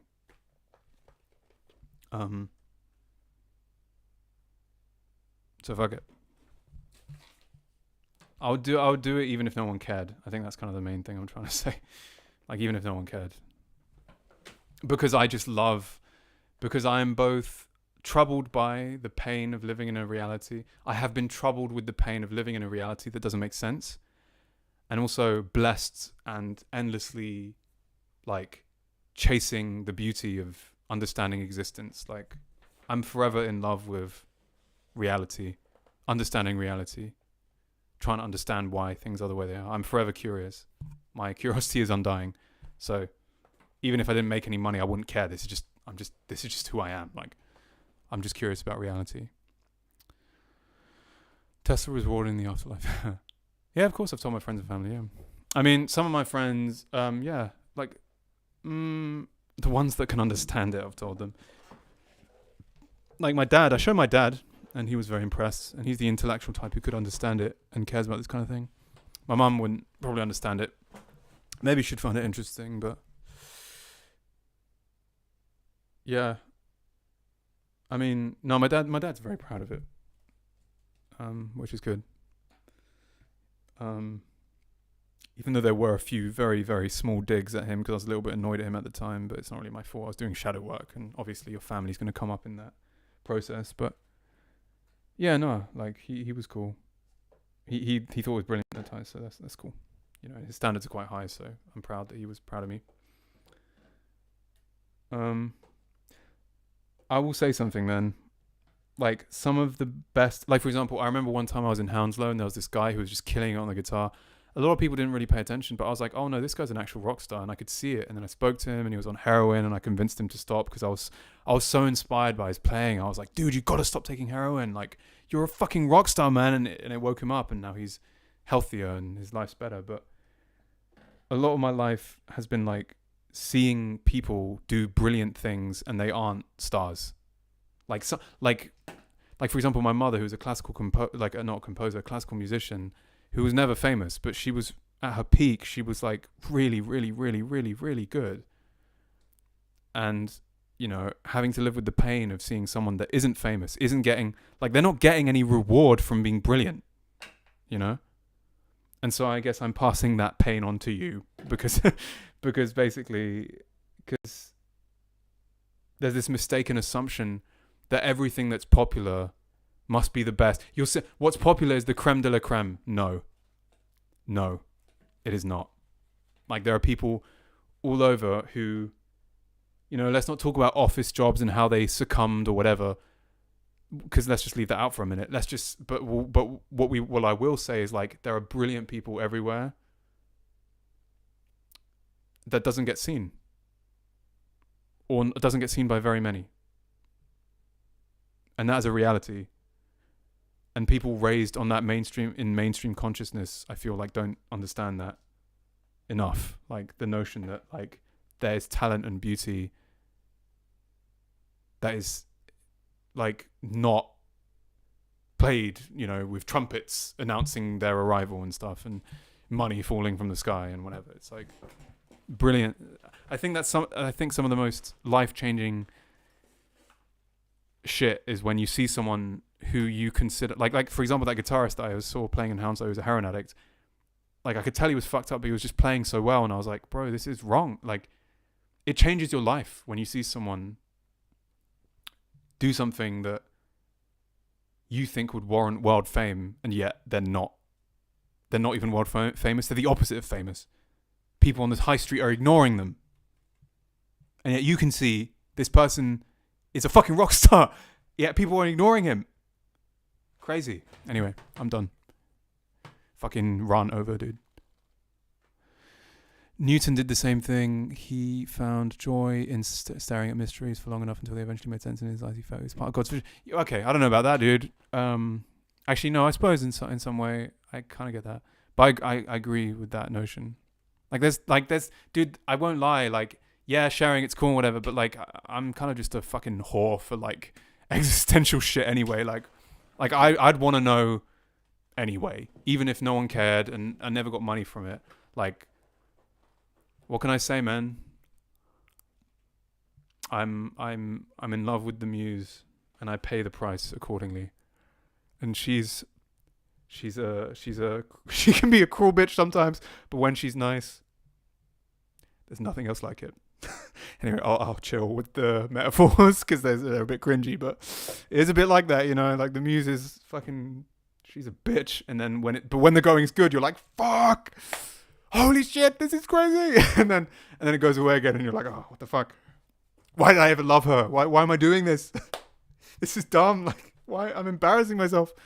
But then you see her again, and she's like, hey, what's up? And you're like, oh fuck, she's back. I'm learning about the universe again. I probably seem crazy, but it's very good. Ideas I've discovered have been smaller. I did a genealogy of language and how it affected human consciousness. That's pretty epic, man. And after spending a lot of time thinking about it, I explained it to my parents who thought it was really interesting, and that can be really, that's good, man. The best YouTubers have a low subscriber count. Thanks, man. Smart point about the Rockstar to BH. A lot of people, similar people in skating. Yeah. Oh, yeah. Yeah. Skaters. Oh, skaters, man. They're amazing. I couldn't even ollie, but I always admired skaters. I have nothing but respect for skaters. Yeah. They're something. I think we are approaching unprecedented times where genius is what we appreciate within our lifetimes. That's honestly, I can kind of see that's why I'm not so worried. That's kind of why I'm not so worried. Yeah. I think times are changing, man, in a big way, and things are going to change in a really, really big way very soon. So I'm actually not that worried. I'm not that worried. 20 years ago, I'd be much more worried. 20 years ago, if I did what I did today, well, that would be extremely impressive. But also, I'll say, I'd be much more worried about how I could capitalize. Because the world was much more entrenched. But the systems that have run everything for a really long time are changing. So that's why I believe what you're saying when you say unprecedented times. Yeah, man. It's already, bro, the times are already unprecedented. Like, we're already on a roll. You know what I mean? Like, things are already crazy. And they're probably only going to get crazier, I won't lie. But then they will chill. But next year's going to be pretty insane, man. If certain things transpire that I think are going to transpire, if they do happen, when you say unprecedented, unprecedented, bro. Unprecedented. People thought the internet would do that. Anyone can upload academic work and be credited, but it's sort of hard because I didn't know. Yeah, because fucking capitalism and money and people and pandering and all that stuff. You can't change the psychology. Psychology is changing. I mean, yeah, it is. Normies of today would be weirdos just a while ago. Yep, it's true. Like the people that used to dress punk or crazy are kind of... It's weird though, actually. It's strange because in many ways things haven't changed that much. But anyway, depends. Low-key, though, it is possible. AI analysing people's search history may make a huge change for talent discovery. I suppose. So that's true, actually. Do you see the end of capitalism coming soon with the fall of Rome?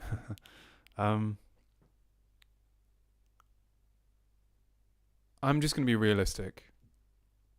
And I'll try and be careful because my problem is that sometimes I lean toward being a bit too pessimistic and occasionally being too optimistic. Occasionally I'm like, I think things are going to end up way too good. But then I tend to be too pessimistic. So I'll try and be objective. Next year's going to be a really big year.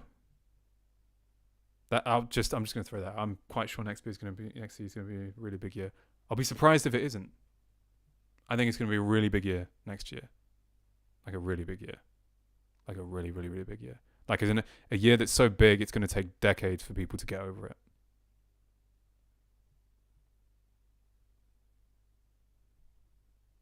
Make of that what you will. It's just my opinion. That's what I think. So yeah. That's a thing. I think,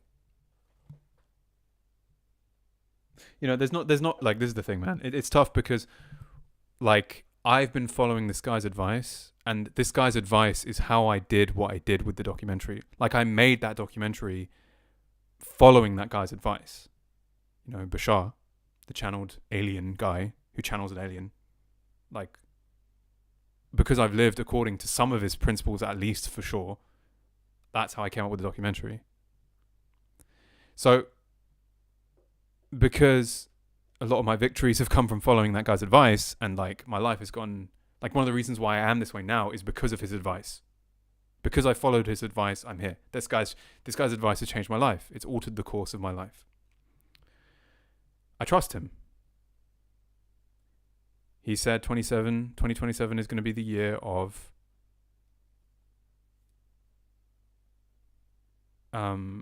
aliens basically making their presence known. Not in the Hollywood sense, but they'll float over the sea and then just like let people acclimatize to it. Again, I understand. For so many people, it's just going to be way too far-fetched. But because of the things that I've experienced, and like, I'm here because I'm where I am now because I listened to that guy. So, I couldn't easily dismiss the things that he says because I'm only here because of his advice, you see? And no, he didn't make predictions that were false in the past. Like, he predicted 9/11, man. Before it happened, like a year or two before it happened, he was like, there's going to be a terrorist attack in New York, in America. And then it happened. 9/11 happened. He predicted it. No, not the ex-leader of Syria. Bashar is like a channeler. Bashar, he's quite big now. He used to be a lot smaller, but yeah, he's like a channeler. Do you see being online all the time used to be nerd behavior. Now everyone's on their phone 24/7. It's really sad, yeah. 2026 is the new 2016. Took me a decade to get over 2016. I'm still not over it, yeah. How come? What happened in 2016? Just out of curiosity for you. The ex-leader of... No, not the ex-leader of Syria. Bashar is a channeler, yeah. The alien guy. Who's Bashar, the alien guy? He's a channeler, man. Bashar is a channeler. There's a guy called Darryl Anchor. I don't know if you know who Paul Anchor is. He's the guy that sings, "Put your head on my shoulder." Well, his cousin is Darryl Anchor. And Darryl Anchor channels an alien. And that alien gives, like, crazy future advice. I'm really kind of memeing. I'm saying this in, like, a memey way, but it's just to save time. And I've been following for a really long time. And he's probably one of the reasons why I was able to make that documentary. So, yeah, as you can imagine, I have a lot of faith in him. And usually when he makes predictions, they come true. And most of his advice, like, yeah. Oh, shit, no. I can also point you, I don't know if either of you guys are interested. But there's a video, I'll actually do you guys a solid and show you something if you want to look in your own time. If you want, this is like, because you're smart as well. You seem to be smart, intelligent blokes. So I'll recommend you something that is insane. Because see, this is the thing, right? Everyone, unfortunately, we live in a time where people are just so. No, like, kind of, this is horrible to say, but insufferable. Like, that they don't have any patience to understand, or they don't know the ramifications of this. Oh, that's a Gussie, don't go, mate. Hang on. I'm gonna post this. Oh, for fuck's sake, I can't even post this. Hang on, I was gonna post something in chat, but I can't even post in my own chat, which is ridiculous. Okay, come on. Sorry, guys. Okay, one moment, people. One moment. So, if you go here, there's a video called "Scientist Reveals Artifacts Proving Our Alien Origin." The channel's called Acid for Squares. Basically, I'm not really one to recommend shit, because most shit isn't impressive. But spell out the link and I can write it. Yeah, man, I think you can see it. Hang on. Its channel's called Acid for Squares, and the video is called "Scientist Reveals Artifacts Proving Our Alien Origin" by Trevor Hawk, episode 93. But yeah, I'm not going to spell out the link, but I can't be asked. So I'm gonna get back to that. But yeah, like basically this documentary is basically like a dude. I mean, he's rewriting history using archaeological artifacts, which is annoying because everyone wants aliens to come down and say, "Hey, everyone, look, we're here." But like this video, as subtle as it is, yeah, man, check it out if you want. Good night. Thanks for stopping by. But yeah, this video, as subtle as it is, it's subtle only because it's archaeology. Like these are artifacts that rewrite history, but people want aliens to rewrite history. And I think people are deterred by archaeology and all this kind of stuff and like relics and stuff. They're like, oh, that's lame. But yeah, this shit's insane. It like, dude, check it out, please, if you have the chance. It rewrites history. I would argue that this documentary is I hate to say it, it's more powerful than my documentary in a certain way, because it just proves that aliens are like it shows a link between Egypt and Aztec culture, which should be impossible. It shows there's artifacts which incorporate symbolism from Egyptian culture, Aztec culture, and aliens all in one. Real artifacts that combine cultures that just shouldn't even be mixed. That they shouldn't even have any. They're from different time periods. That like this shouldn't even be possible, and yet they exist. And this documentary is it's not a documentary, I suppose it's a podcast interview. But yeah, it's insane. And they have the artifacts. You can see them. Real alien artifacts made with fucking material that we don't even have anymore, like pourable concrete, pourable stone. Castable stone is the word he used. Nuts, man. So yeah, that's a great thing to end on, I think. I have a burger that's probably getting rotten cold, and I'm going to reply to your thing real quick, Crosswords. But yeah, Dasagashi, thanks for coming down. Dasagashi. Do check it out if you have the time. And Crocs, one sec, don't go yet. I'm going to respond to your question, then you can go before my shit gets cold, before my burger gets cold. 2016 was the peak of civilization. No, hang on. Don't go. Okay. I want to answer your questions first. Wait, I'm being needlessly sticklery about this. Do you think it's possible you came so far from his advice that you're now meant to be on your own? Somewhat. I think so, somewhat.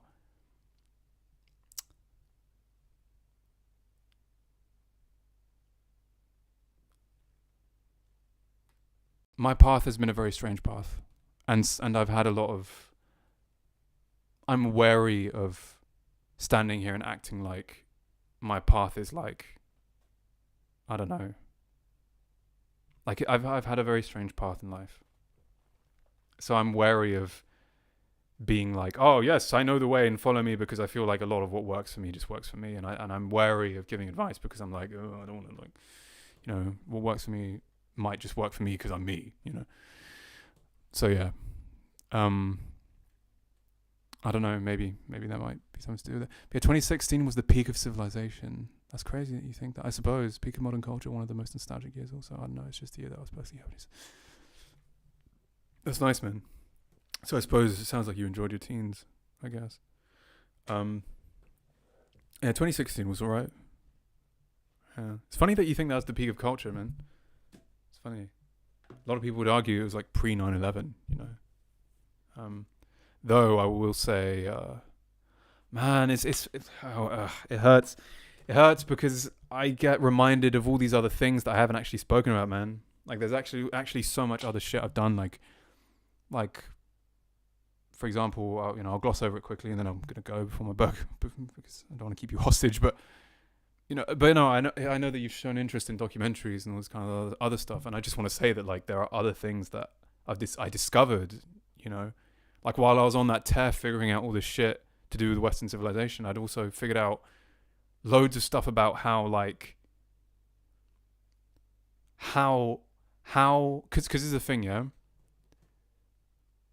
Most nostalgic year for you, no, fair enough. Yeah, no, because I'm thinking like it doesn't sound like the peak of culture. It was the peak of culture for you, maybe, but yeah, I don't think many people would be like, yeah, 2016, like, but yeah, dude, like I basically, so yeah, I figured out all this shit with Western civilization, and that was later. Before that, there was an experience where like I began, because you know the oversimplified understanding of how things come to pass is to say like,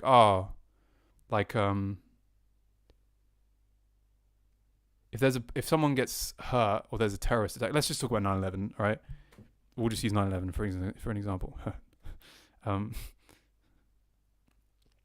Like if you like on the surface, it would seem like, okay, that's just a terror attack on America, right? But I try to look at things from both angles because I also know that it's like a two-way street. Like the thing that gets attacked also attracts the attack in its own way. That doesn't relieve the perpetrator of any harm caused, but there's also something that primes America to be attacked. So then I started understanding the forces that, like, in other words, the force that invokes 9/11, the force that invoked the atomic bomb attack on Japan, the forces that invoked, in other words, how a civilization, because you can do this with people. It's like, oh, if a person is insecure in a certain way, you can see how they would invite an attacker, even though they can't see how they're doing it, right? But you could see it. Maybe you could see like, oh no, they're like, there's certain things that they're doing that like they're kind of bringing it in. They're a magnet for the violence in a certain way, right? That doesn't shift the blame off the perpetrator in any way, but yeah, I just started realizing how 9/11 was one of those things where like you can see how like America was in this bubble of thinking it was the best, but it was doing it at the expense of the world.